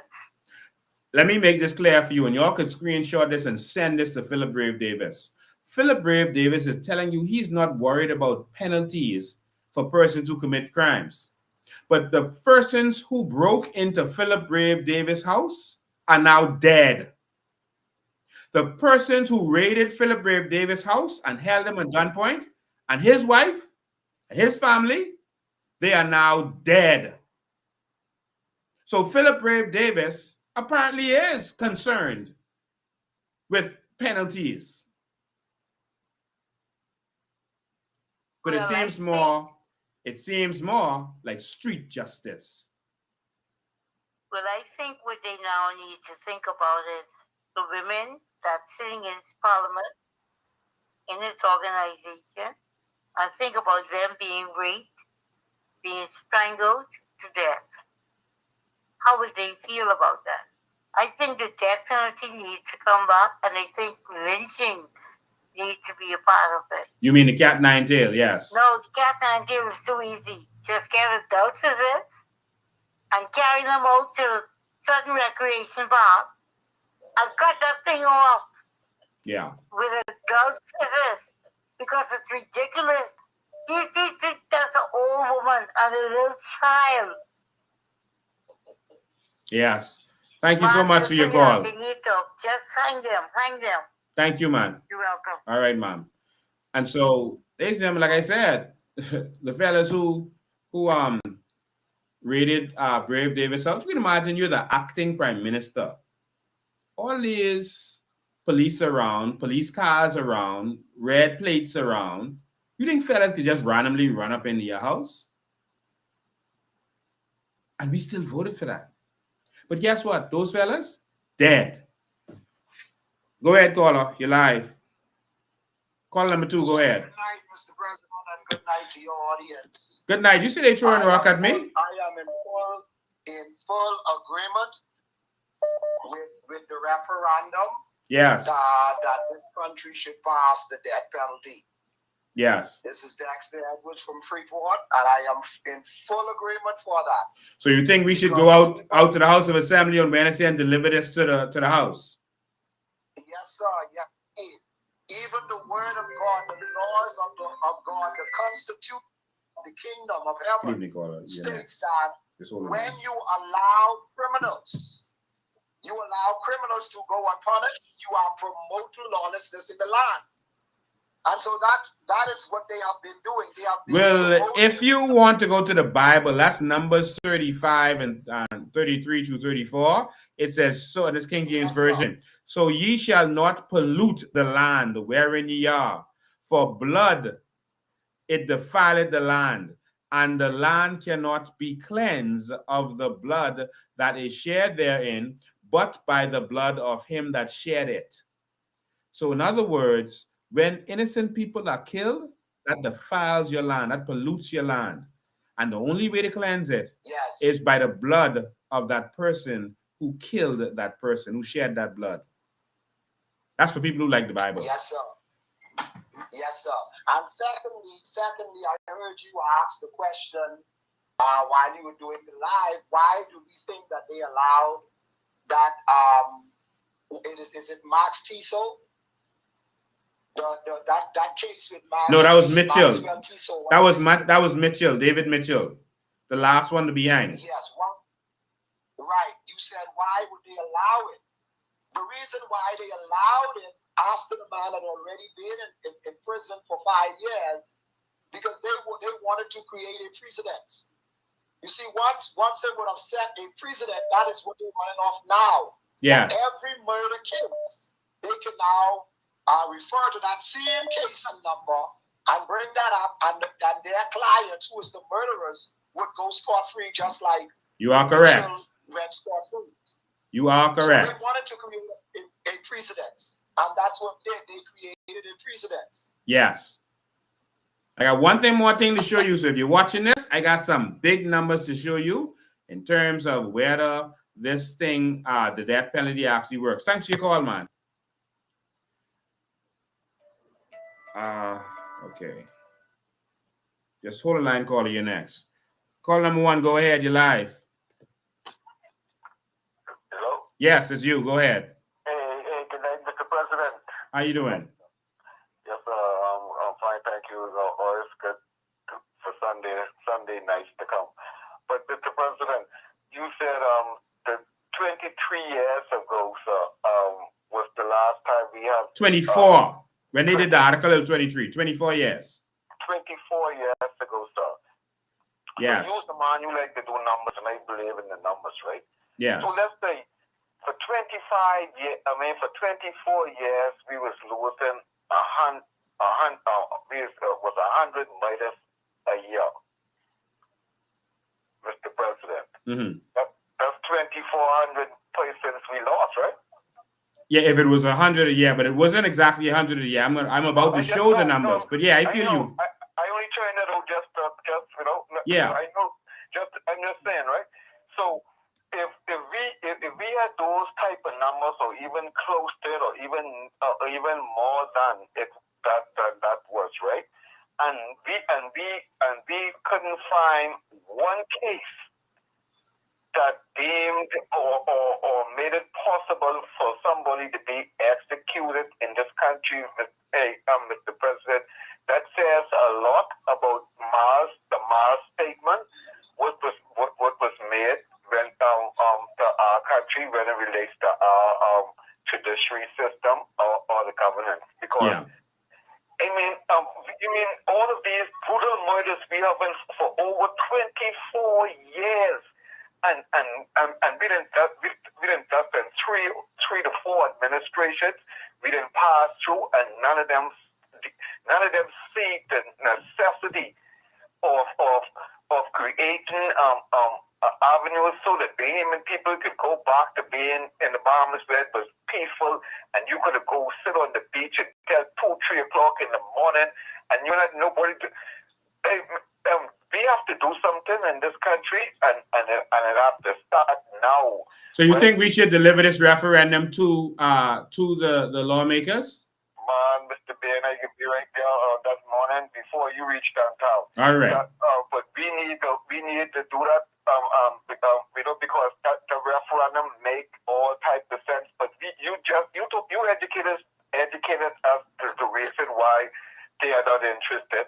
When we have people sitting in the position of national security and prime minister, and who became wealthy off the criminality, man, it's ridiculous. We ain't getting no wealth. Have a nice day, sir. Have a nice evening. All right, thank you for your call, man. We got another caller waiting. I want to show you all some numbers that's going to show Brave Davis that the real facts on whether this is preventative or not. I want to show Brave Davis the numbers because they think Bahamians are not intelligent enough to look at the numbers. So we can show them the numbers. All right, caller, you're live. Go ahead. What's going on, my brother? Right here, man. How you doing? Everything good, brother. Hey, you know what? You know what missing in this country and everybody missing? What's that? Everybody crying or everybody saying hein. Yeah, Right. that's all good, you know. But we forgetting the corruption in the police force. Mm. Who does frame people? Who does brutalize people for confession? These things been going on in this country for thousands of years, my friend. Well, I can tell you, we experienced the brutality of the police force, the leadership, when we did the CARICOM thing, and they came to, well, you know, we experienced it. I'll leave that right there. All right. But what was powerful for me was when I saw police officers testifying against police officers who did wrong. That inspired me. Not all are bad. All right. I was shocked when I saw police officers in a particular case come to court and testify against a police officer who did wrong. That was powerful. Right. Yeah, but you know, my thing is, I all agree with hanging, you know, and the people who get catch red-handed, like the brother who killed the woman the other day. Yeah. People like them who get catch red-handed deserve to get hanging. But you got to take things with a grain of salt, man, because we know how the police forces carry on, and we know all this corruption what's going on around here. Look at Michael Johnson, how they dealing with that saying right now. Yes. Right? If he on audio talking and doing illegal shits like that, how much people he probably done lock up wrongly and send to court. Yeah. You understand? Mm-hmm. If these murder cases in this country ever start trying, you'll see how much of these people innocent. That's why you need a good government in place if you are going to do this. You need a good government in place to make sure that there will be no corruption. You're going to have an internal affairs. Internal affairs is going to deal with all of the uniform branches to make sure that no corruption is going on. And I can tell you that the majority of the police are not corrupt, only a few bad apples, and mostly they're the ones at the top. And they get promoted up to the top because they're doing the bidding of whoever is in power. And that's why when a new man come in power, so you notice when Minnis came in, he got rid of Clayton Fernandez, he got rid of Lehman Delaveau, he got rid of Strawn and them because they're his people. So that shows you he went and put his puppet there, who later admitted that he was his puppet. He went and put his puppet, what's his, John Roll, there. Hold on, I can call you next. And so that shows you that they influence the top ranks. And the top ranks use their rank to force the persons under them to do their job. But the persons under them don't want to be corrupt. They don't want to do those things. I know that for a fact. I was a victim of that. And I always stood up. I always told them, no, I'm not going to do it. No, I'm not locking this person up. No, I'm not going to put nothing on them.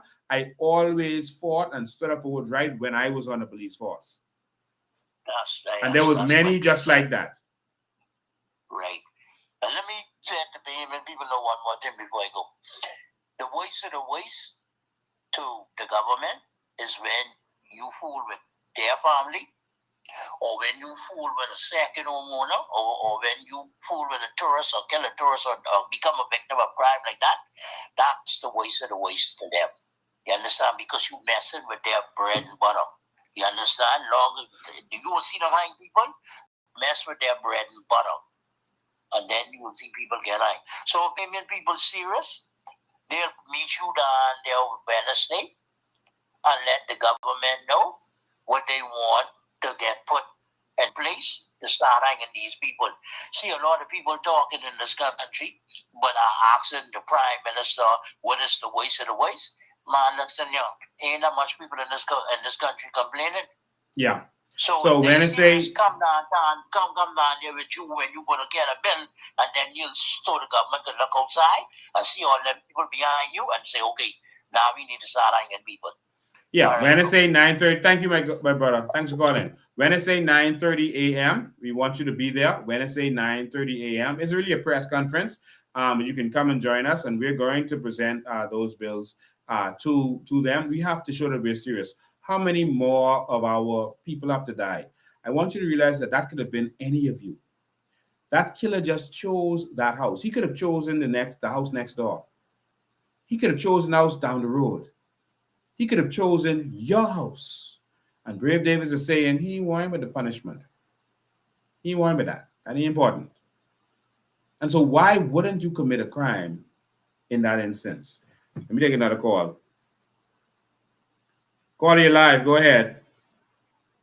Good night, Mr. President. How you doing, man? Hey, Rachel, Mr. President. I have a question, man. Something been bothering me. I want to know how you let these fellas come and throw rock, bunch of rock on my glass. See, listen to me. You know I ain't there. Right? You know I ain't there, man. I try to stay low and tell me that win this election, Lincoln.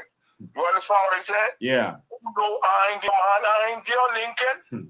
I ain't there. I can't afford to travel back and forth and do the things that I want to do, Lincoln. Yeah, man. All right? I have a question for you, man. Lincoln. Go ahead. It's bothering me, man.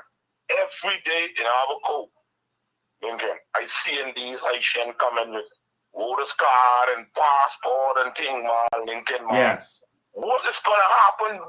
These Haitians have to go back to renounce to get a citizenship and passport in this country. Is that true?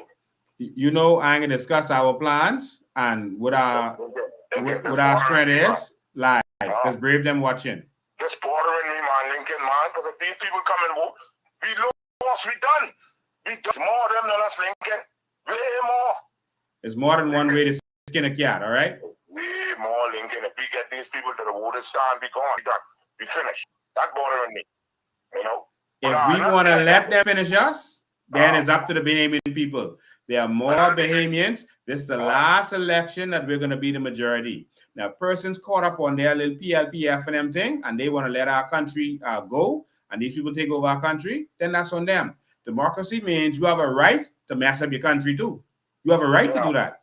All right? So if they want to let these people come while they supporting PLP and F&M, because if F&M gets in, it's going to be worse because Fred Smith is the sponsor and backer of Pintard. So he gives Pintard a bunch of money so that he can look good in his community, so that people will say, you know what, but he's a good MP. He just give little trinkets away, so that they get him in power.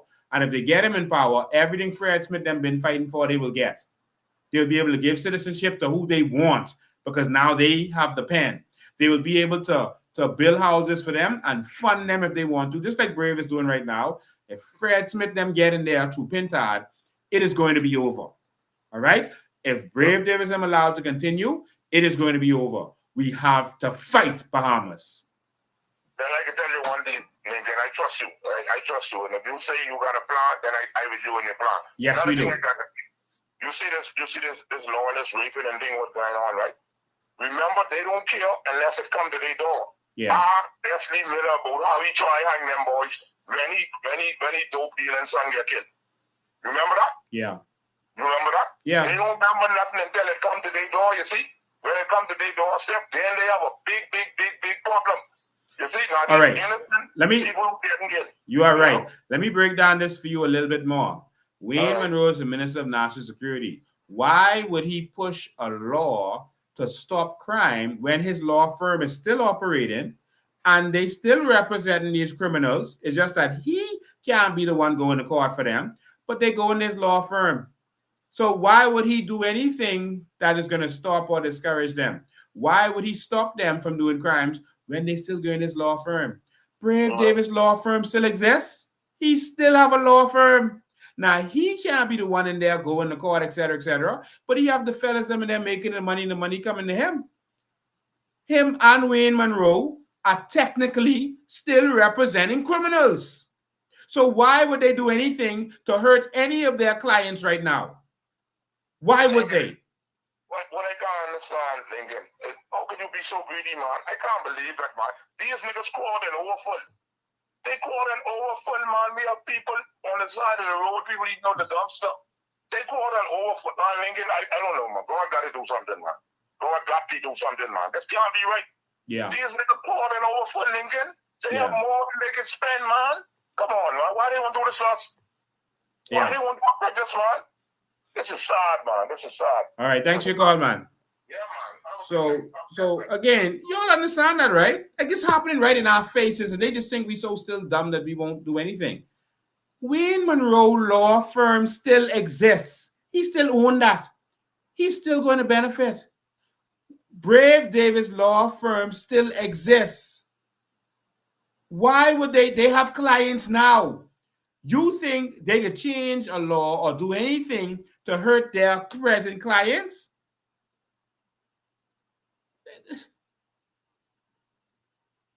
Of course, they can say, I don't see no one who did nothing wrong. Remember before election, Clint Watson was interviewing Brave and he was talking about the corruption in the PLP. He said, I saw no corruption in the PLP. That's what Brave saying. So let me show you something. This is interesting. I want to show you. I can need to take calls, but I want to show you this. I'll take a little break here to show you this. These are all the murders. These are all the murders. Okay, we got a caller here. Why can't I see the call?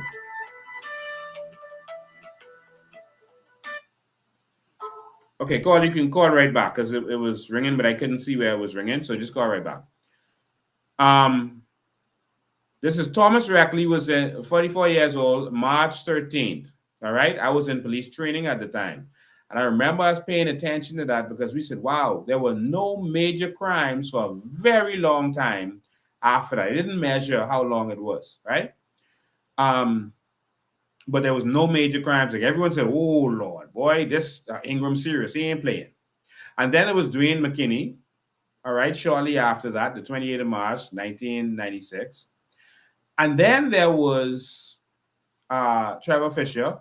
And that was, he was executed on October 15th. And Richard Woods. All right. Now, there's some discrepancy. Sometimes they show you Trevor Fisher in 96 or whatever, but we leave it the way it is here.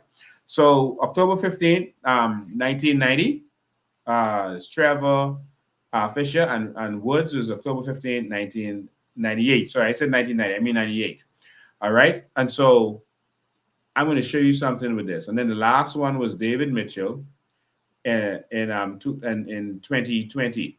Now, as you're looking at this on the screen, I want to break down something for you that you may not have noticed. That Brave Davis apparently didn't notice. All right.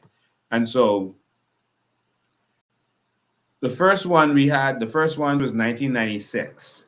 In 1996, after that, those hangings, it went from 54 murders in 1996 to 44 in 1997. So it did go down. All right. It did go down for that period of time. And it lasted again through 1998 when they had the other hangings. It stayed at 44 because fellas, they thought twice about doing certain things. Because you may still have the fellas who are doing crimes because that's how they live. They may still be doing their murders, but those persons who would just be hot-headed because there's no repercussions, may just say, you know what, I can just kill this fella. They're going to think twice because the atmosphere in the air was like, no, you're going to get hanged. You're going to go to the gallows. And so after that, and after they didn't have any more, it went back up in 1999 to 66. So they stopped. They saw where it was getting clogged in the courts and all this back and forth, and it went back up to 66. All right, 66 murders in 1999. And then in 2000, it went up to 74. And then it dropped after the David Mitchell execution. It dropped to 43. All right. So in 2001, it went to 43 murders. And then it stayed around there while they were still trying to hang people. It went to 52. And then it went to 50. All right. And 42, 52. So it stayed around that area. And then eventually after they saw these fellas ain't serious, it went straight up. I should have been showing you these numbers while they're looking at them. It started shooting up to 94 and then to under the PLP. It went to in the 70s and 73. And that's in 2008. In 2009, it went to 85. In 2010, it went to 94. In 2011, it went to 127 record at the time under the PLP.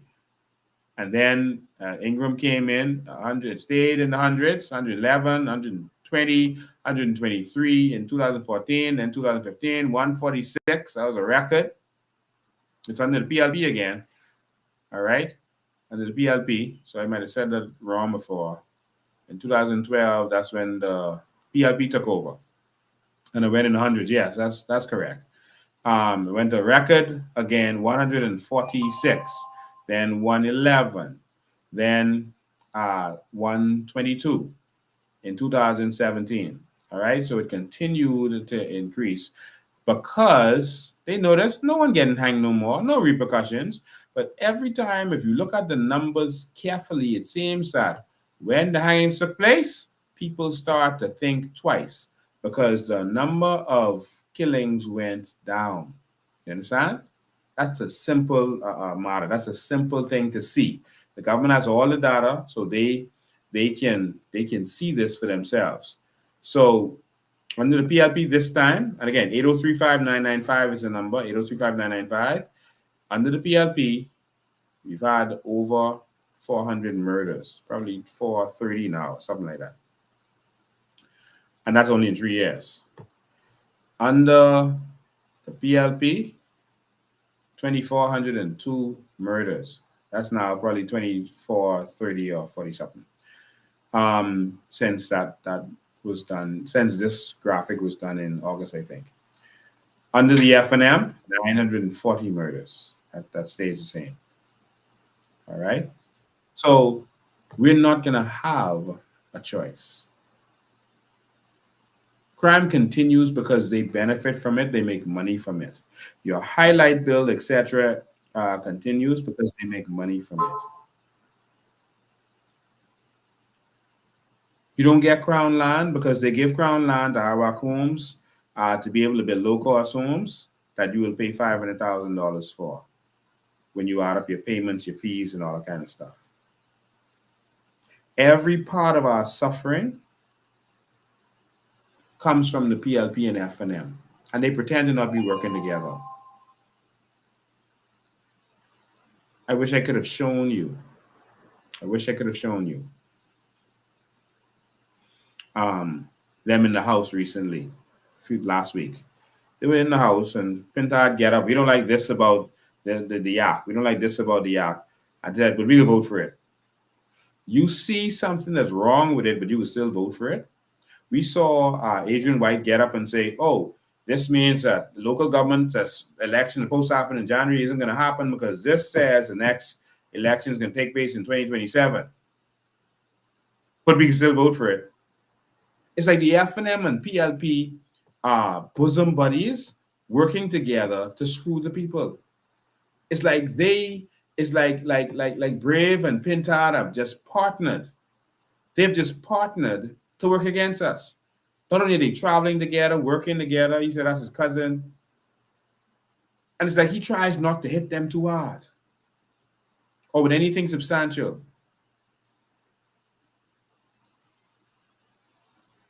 They're working together so that no matter which way you go, you can still end up with them. It's time to wake up. It's time to wake up. All right. So the line is open. Let me read a couple of your comments. So we need to see how you can change bombs around. Thank you so much. I appreciate your support. Because I don't want any of them. Yeah, they're just as bad. All of them are just the same. Let me see if I can see what this person is.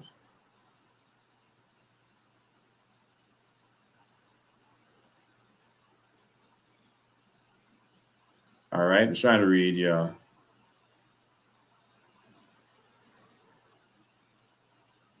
So where do they get the funds and money from? The hire attorneys? They're some of the parents are to blame. Yeah, and some of them put up their properties, et cetera, et cetera.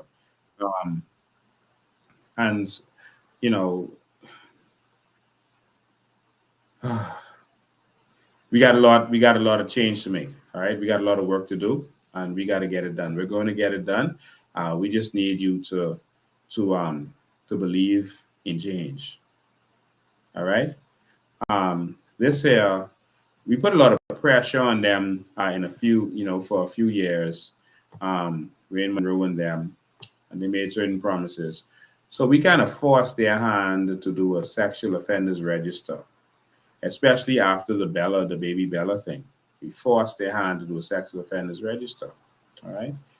And so recently, when people was calling for it again, this is Latreille Raming. They always send him to lie for the government. All right. Never believe anything Latreille Raming says. He said, no, a lot of people, and this is deceitful. I know a lot of people have been saying we need a sexual offenders registry in the Bahamas, but we already have one. It's been in place since 2019. The Minister of National Security has twice informed the public about the release of offenders. He called their names Alden Scott, 55, and Sidney Cooper, 47, ages at the time of the release. The public knowledge for safety. The Sexual Offenders Register is active and being updated as required by law. There is an administrator at the Bahamas Department of Correctional Service who runs the Sexual Offenders Register. What is the point of a sexual offenders register that the public does not have access to? Or are you saying that now, what is his name? Wayne Monroe said that when they enacted it, because Minister did something with it, and then in Brave and Gordon they decided to enact it, but they said no, the public's not gonna have access. It was like the body cams on the police. They said no, we're not gonna let the public have access to see stuff when it happens. Only us will see that. And you gotta trust what we say. In the US, England, Canada, everywhere else, if something happens, they release the body cam. It's no big deal. But it's the same thing. The Sexual Offenders Register, they are saying that is for, they will give the information and you just listen to what they say and that's it. They'll make announcements from it. And they have access to that register, not you. So to confirm or deny what Latreille Raming said, we're going to do a little search for the Sexual Offenders Register, just so we can see, what's up with it. We can do a little search for it and see if you can actually have access to that. Can you Bahamians actually access that? Sexual Offenders Register, Bahamas. Oh, let me make sure y'all can see what I'm doing. Sexual Offenders Register, Bahamas. Let's do that. Good afternoon. Hold the line one sec, caller. Hold the line one sec. Okay, so here we are. Sexual Offenders Register, Bahamas. So I'm just going to press search. There we go. Registration of Sexual Offenders Regulations, 2019. Okay. Pulled from the cracks. Released Sexual Offenders Register. Number of sex offenders have been released from the Department of Corrections. Okay, nothing there yet. We need a Sex Offenders Register Department. All right. That's a video. So if you have a Sexual Offenders Register, why when I put in the register is not the first thing that comes up? Why say, okay, there's a register. Let's go look at it. Let's go look at the list of people. Somebody else says Sexual Offenders Register. Well, this is Tribune. It says active. All right. Stuff with Florida coming up, everything coming up. If it's active, why can't we find it? Okay, let's go to this Tribune article and see what they say. Wayne Monroe. Sexual Offender Register is active, says Wayne Monroe. And that's him. Jesus. National Security Minister Wayne Monroe says the Sexual Offenders Register is active and being updated as required by law. His comment was in response to a man who was recently arraigned in court and is believed to be a repeated sexual offender. Asked why the public was not informed about the man's whereabouts, Mr. Monroe said the law does not apply retroactively. The difficulty, he said, is I explained when we had the issue with the law is it was brought into force in 2017. So it relates to people who were convicted after 2017. which is absolutely ridiculous. But of course, they're going to do that to protect themselves. So if you were convicted before 2017, it does not apply to you, but there is an administrator at the Bahamas, at the prison, who runs the sex offenders register. She is hired. She is on premises. There is a dedicated building for it. Regarding the alleged repeat offender, Monroe said he was convicted before 2017, and so if you were convicted before 2017, the act is not applied to you. There is somebody at the prison, a lady whose entire job is managing the list. When somebody is released, the process is she would advise the ministry. We would consult on how we should notify the public, so they'll notify you, and then we go bring that. That's not a register. But all of this is triggered by the person who administers the list, who is in BDOC. It is not clear how many people are currently on the register. So this, the Tribune saying, it's not clear how many people are on there. So what register? In November, Monroe said a number of sex offenders had been released from prison without being placed on the register or complying with the reporting requirements of the law, even though the register came into force 2 years prior. Calls for sex offenders register testified after the killing of Lemuel Makawacha by Kofi Goodman, et cetera, et cetera. That's the whole story. So this is how the sexual offenders register works. When someone being released, the prison tells Wayne Monroe, and Wayne Monroe tell you if you want to. But there's no register like in America where you can just go and search and see the sexual offenders. If you're moving into a neighborhood, you can actually search. It will show you all the sexual around that neighborhood, so you could choose if you want to move next door with your two good boys next door to a sexual offender who was arrested and released for molesting little boys. But you don't have to worry about the sexual offenders register under the COI. While there will be one, you don't have to worry about it. Make it clear, because no one who molests a child under the COI will ever be released from prison. We will take care of them for the rest of their life. They don't have to worry about that. You will not molest a child and see the light of day again. Let's go to this caller. Caller, you live. Go ahead. Go ahead, caller, you live. How you doing, Miss Ben? I'm good. How you doing? I'm all right, sir. I was calling about finding. I just heard about the young lady that got raped and killed. It's so sad to hear that. It's horrible. Horrible. And the other son, 70-year-old lady, I read about that. My condolences also goes out to her family. Yeah. So sad to hear that happened, man. You know, it's really bad. Yeah. Things really so bad. Crimes just like wouldn't stop. Well, if you're fed up, we go into the House of Assembly 9:30 on Wednesday morning. If you're really fed up, come out there. We got a press conference. Let them see you fed I up. would have come out there, but I'm not nowhere near Nassau. Okay. We'll call your friends and family in Nassau and tell them it's time to take a stand, man. Because they could be next. Really bad. Too bad in this country, man. It's really too bad. Doing more. And like they don't capital punishment out. I don't know what the problem is with that. You know? Yeah. I don't know what the problem is with that. But they don't want to hold the law. Yeah. They're giving the murders a bail. The murders going out on bail.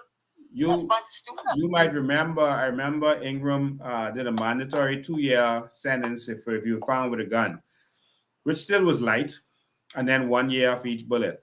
But the PLP said when they come to power, they say it was too harsh. You can't get 2 years for a gun, for a legal gun. Now these are fellas who killing you, and that's what they're killing you with. And that's too harsh. Well, moving forward, if you are caught with a gun, I'm not talking about a shotgun or something that you can use for hunting, etc. If you are caught with a machine gun, etc., we're going to treat you as if you did the crime. And so your sentence is going to be as if you attempted to kill someone. That's how we're going to sentence you.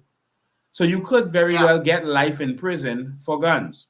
Let me tell you what happened in England. England put stiff penalties on guns. Guess what? All the gangs, all the mafia, everyone stopped touching guns. They started killing with knives when they kill, and crime went down because it's harder to kill with a knife. Because the penalty just raised. And because the penalty raised, the crime went down. They don't have gun crimes like that in England right now. So that shows you that it is a deterrent. But our government wants criminals to prosper in this country.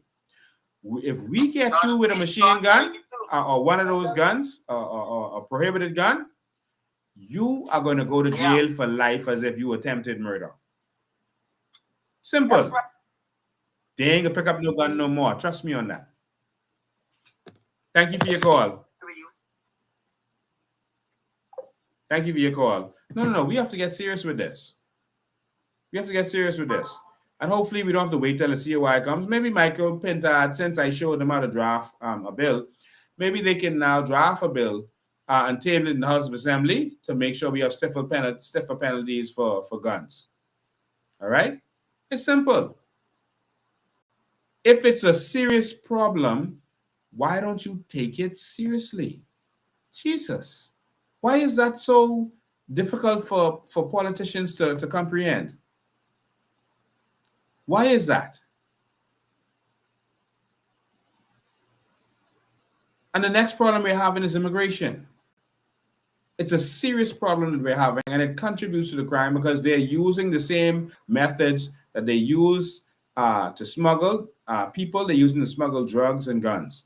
We hear the government talking about guns coming from America. Guns do, yes, they technically come from America, but they're coming through Haiti into the Bahamas. The Haitians can go over there and buy legally. When Brave them named where the persons were getting guns from, it was a retail place. And so, hold the line one sec, caller. So they can go and buy the guns retail, and then they take it to Haiti, and then they can sell it to whoever they want. That's how the Bahamians are getting it. And so you have to shut that down. Don't just say, oh, the gun came from America. Okay, it came from America, and how did it get here? Yes, some of it comes on yachts, etc. Most of those yachts don't want to take that risk. Some of it, a small amount of it is broken down into components and put in TVs and smuggled and that kind of stuff. Some of it comes in on yachts, right? But the majority of it is coming from the South. They don't make AK-47s in America. They don't. They don't. And so because we are allowing this crime to continue, that's why we are being hurt by it. Call, I'll come to you in 1 sec. I just have to show them this video. This video was Trump, and all of you may remember this. This was also recovering from a hurricane, but we have to be very careful. Everybody needs totally proper documentation because the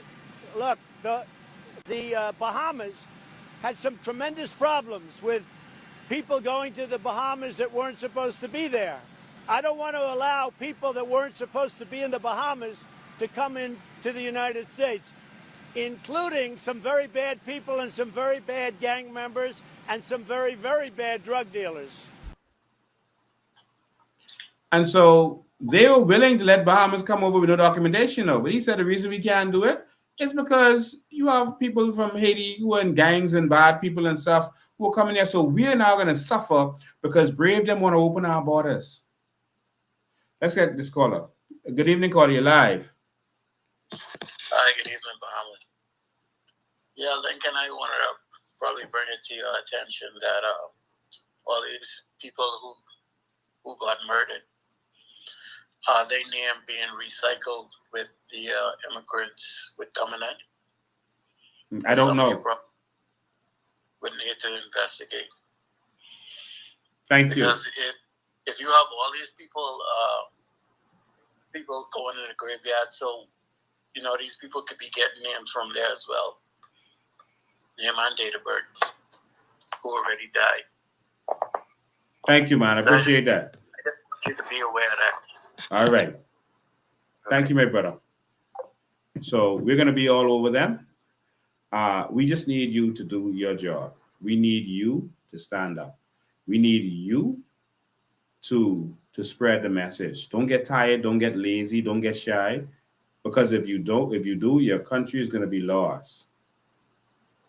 All right? It's going to be lost. It's going to be gone. You have to convince your family and friends. Don't give up on them. Convince them. Show them what's really going on. That's why we do this every week. Let them call. If they have a question you can't answer, you call and you ask a question. Let me answer it, and you go back to them. Or you let them listen. I know some people, they go and they sit in front of their family with the phone. Come, we're watching this together. We have solutions for crime. We're going to release Vision 2025. Sorry, Vision 2030. We're going to release that to the Bahamian public very soon. A vision for a new Bahamas. It's time for change. And so, ladies and gentlemen, got to go check on my kids. I'm in this fight. I'm in this for the long haul. I'm going to stand up for you. I just want you to stand with me. I'm going to stand in the front lines. Just stand, man. Let's fight, man. We got to fight. We can't let our country go. It's falling right in front of our eyes. We got to fight. Let's go talk to Trump before you get in the house. We've been talking to Trump people for months. We got to fight. A new Bahamas is here, but you got to fight for it. All right? So don't give up. Don't give up. We want to remind you, of course, you can see what we're doing and how we're doing it. Support the party. All right? Whatever it is. I don't care if it's $1, $5, $10, $100, $1,000. Support the movement. Every party has to raise money. Trump is a billionaire. They had to raise money. All right? As rich as the Democrats are, they had to raise money. So some people say, oh, we're going with the party with money. No, every party has to raise money. And so we can do this if you help us to get this done. All right? As simple as that. If you want to see this, you have to support the movement. So that's one of the links there. And that's the other link there for you. Please support the movement. All right? So that's one of the links there if you're in the Bahamas. And this is the GoFundMe. All right? You can do that from anywhere. If you're in America, you can only do it through the GoFundMe. If you're in the Bahamas, you can do it with GoFundMe or the other link. All right? So, ladies and gentlemen, come on, man. Let's make this happen. We're in the final leg. Election is going to be called in short order. Remember, I was telling everything I said has come to pass. Remember, I was telling you that they were forcing the government to bring in the income tax. And so now you see it. And I got it because I was in their meeting, not me personally, but you know what I mean, when it was being forced on them. So now they're saying, oh, no, we're not going to do that. We're not going to do that. But everything the IMF tells them to do, they do because they owe the IMF a lot of money. All right? They're making it seem like it's a suggestion. They ain't suggesting nothing to you. They're telling you.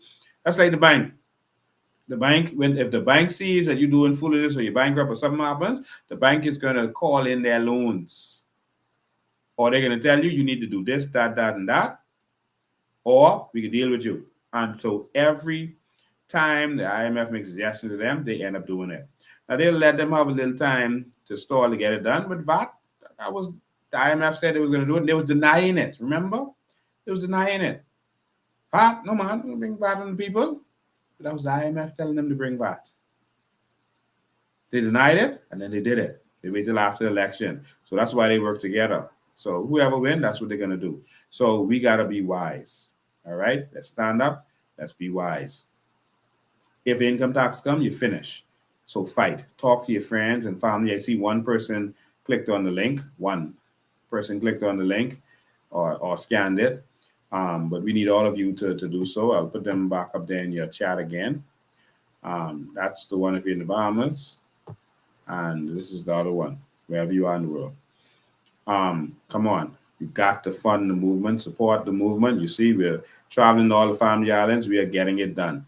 And so you got to come with us. All right. So 9:30, we're going to put a flyer out, 9:30 on Wednesday. We're going out. We got to stand up. So don't come in no CY colors. Come as a Bahamian. All right. When I say that, I mean the logo, etc. Come as a Bahamian. We're going out there as Bahamians. All right. I know I'm a part of a party, but we're going there as Bahamians who are fed up and tired. Because who knows who the next person could be? The next person could be anyone. They just randomly broke in a house. They don't know her. The next time it could be you because you decided, I ain't out there. Or, Lincoln is a different party. I ain't supporting him. If you sit down and let these fellas continue to make their money while we suffer, it's going to cost you. So let me see who's going to be there. Who's going to be there? Put it in the chat. Who's going to be there? Let me see if people are serious. All right. Who's going to be there? Let me see you. I'm looking.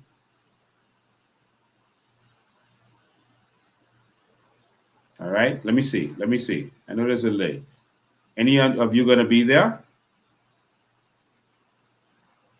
Someone says dress in your Bahamian colors. Yes, dress in your Bahamian colors. 2 people scanned the link so far. All right, me.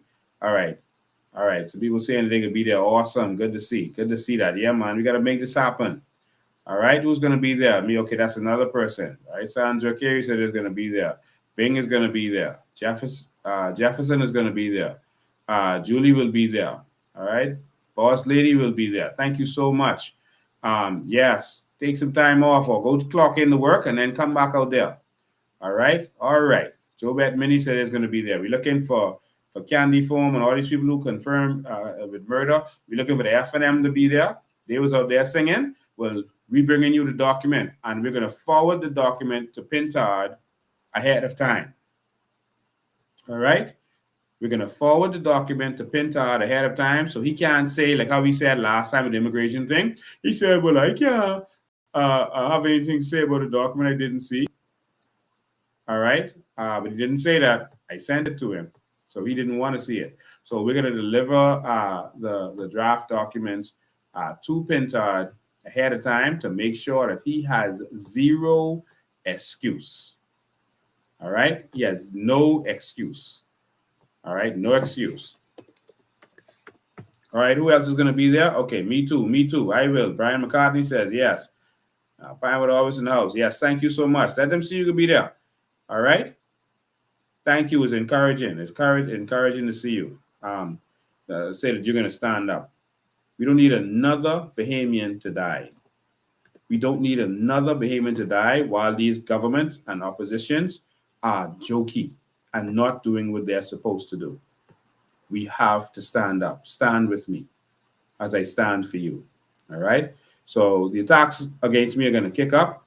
And anytime we say we're going to do a protest, the attacks gets even more intense. And so they're going to go after me for the next couple of days until Wednesday. They can spread all kind of stuff. And that's what they always do every time we announce it. We're coming out there. So just expect it. It's nothing new. Don't hurt your head when you see it. Just ignore them because you know what they are. They are garbage. All right. And so we have to stand up. We have to stand up. All right. So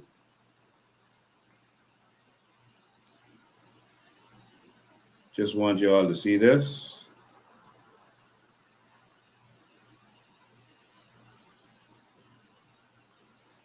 All right, so that is that right there. I don't know if y'all can see this. Let me make sure y'all can see this. That right there is Michael Pintard. I know it's backwards, but that's Michael Pintard right there. All right, and I just sent it to him. All right, you can't see that. Where is it? There you go. I just sent it to Michael Pintard. All right, that's Michael Pintard right there. So I sent him the document already. All right.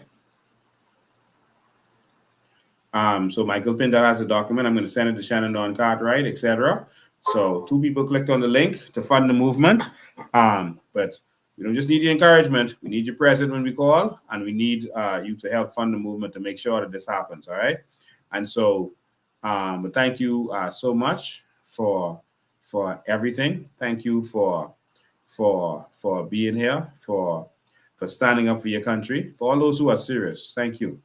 All right. So we've sent it already. I'm going to send it to Brave Davis ahead of time, but we're going there because there's some documents that go along with this, and that we're going to deliver to them. Along with this, we're going to physically serve this on them. All right. So, ladies and gentlemen, this is the PLP come to. It's them. I just want PLP to know that person you send should not be paid. They couldn't even break a glass with a rock. That's dumb. All right. So, ladies and gentlemen, thank you all for tuning in. We did 2.5 hours tonight because we had a little distraction on there. Someone says, what is that? what the cash account number. You can go on our website, and where it says donate, you can look for the tab donate, and you will see the account number and everything right on there. All right, so let's go to our website.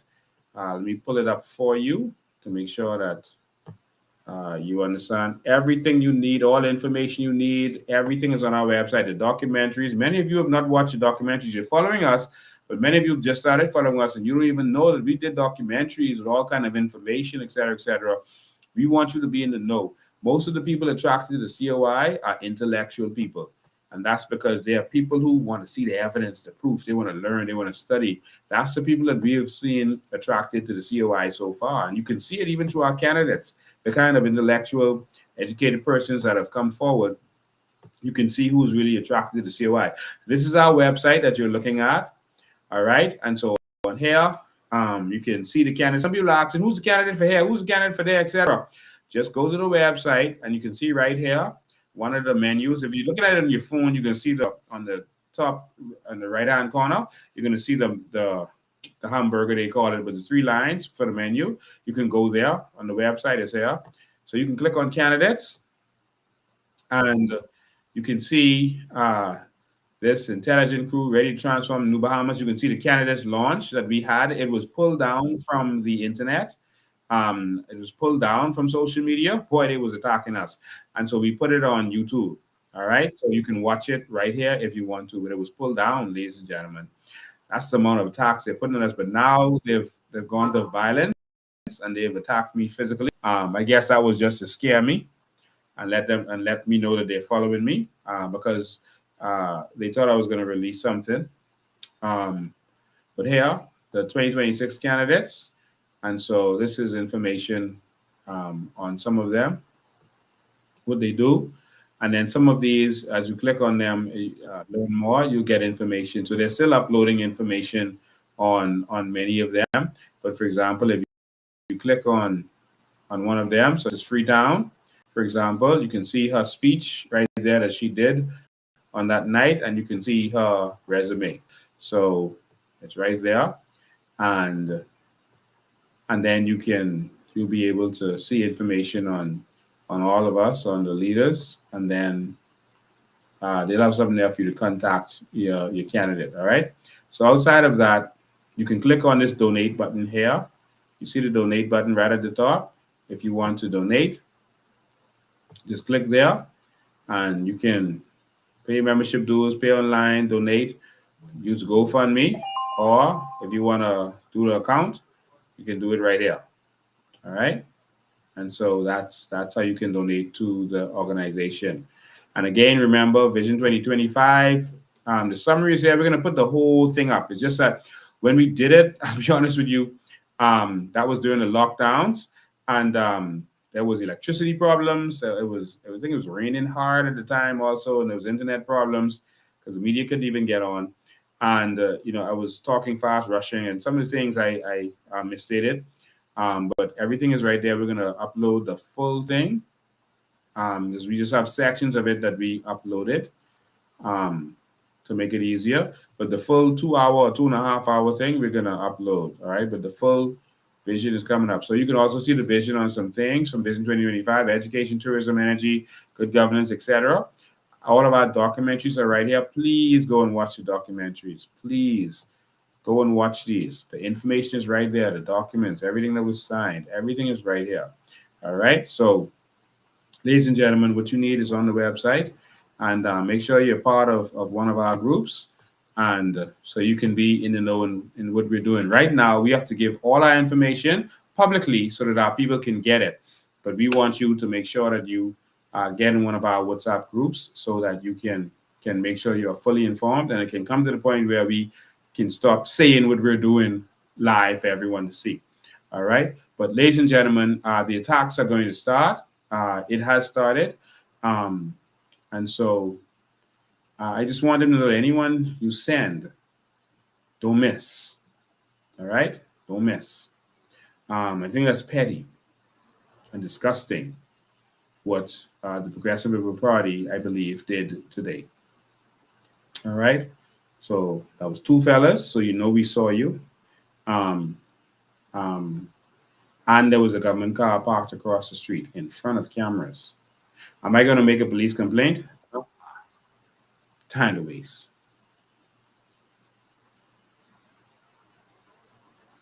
Will I deal with this? All right. So, ladies and gentlemen, thank you so much. We appreciate you. We love you. Y'all, let's keep fighting. All right. Let's keep fighting. We're looking forward to seeing all of you. Don't come by yourself. Bring someone with you. Let's go out there. Let's speak to the media. Let's let them know that we are tired, that we are fed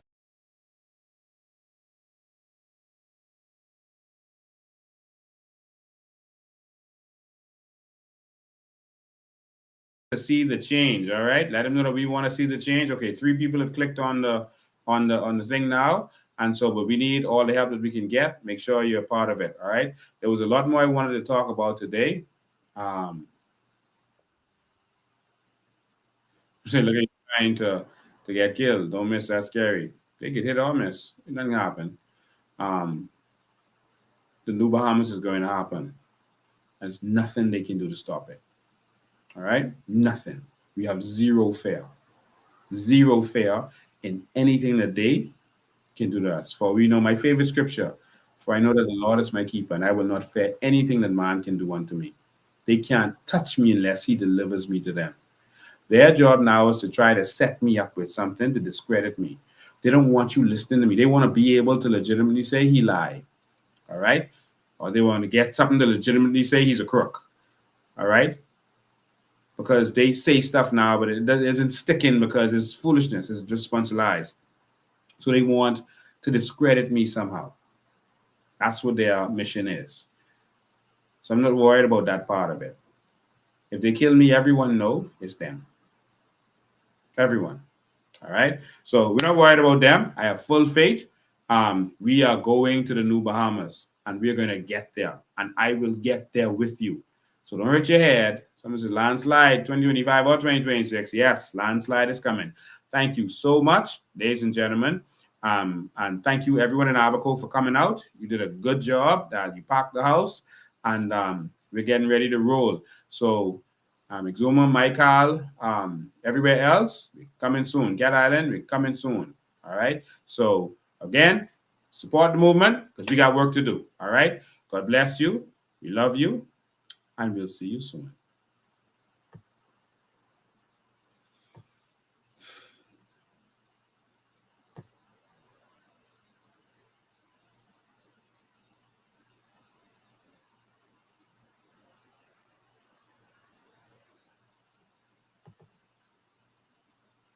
Are we about hiding the truth? Are we about hiding the truth? Are we about that? Are we about suppressing the truth? Are we going to be concerned about the impression that the truth gives? Is that what we are saying? It is a despicable assault on the integrity and character of a member of this House. You rightly, see, I could get up there and say some things as well, but that's not honorable, right? It's not honorable. And anything I say is fact-based. It is not no innuendos or is fact-based. It's not what I hear.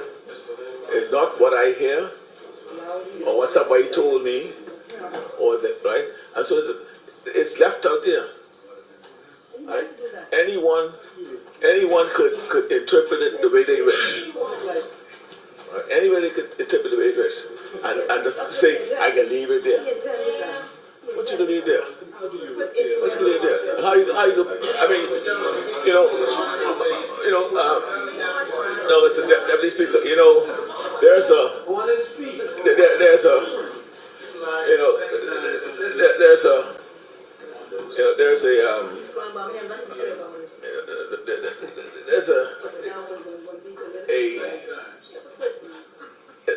what I call sometimes we say things.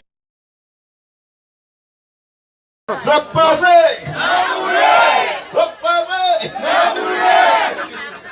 me just say that I have always been a part of this community. And there's no accident I know how to do all the dancing. Because I always be and share with you.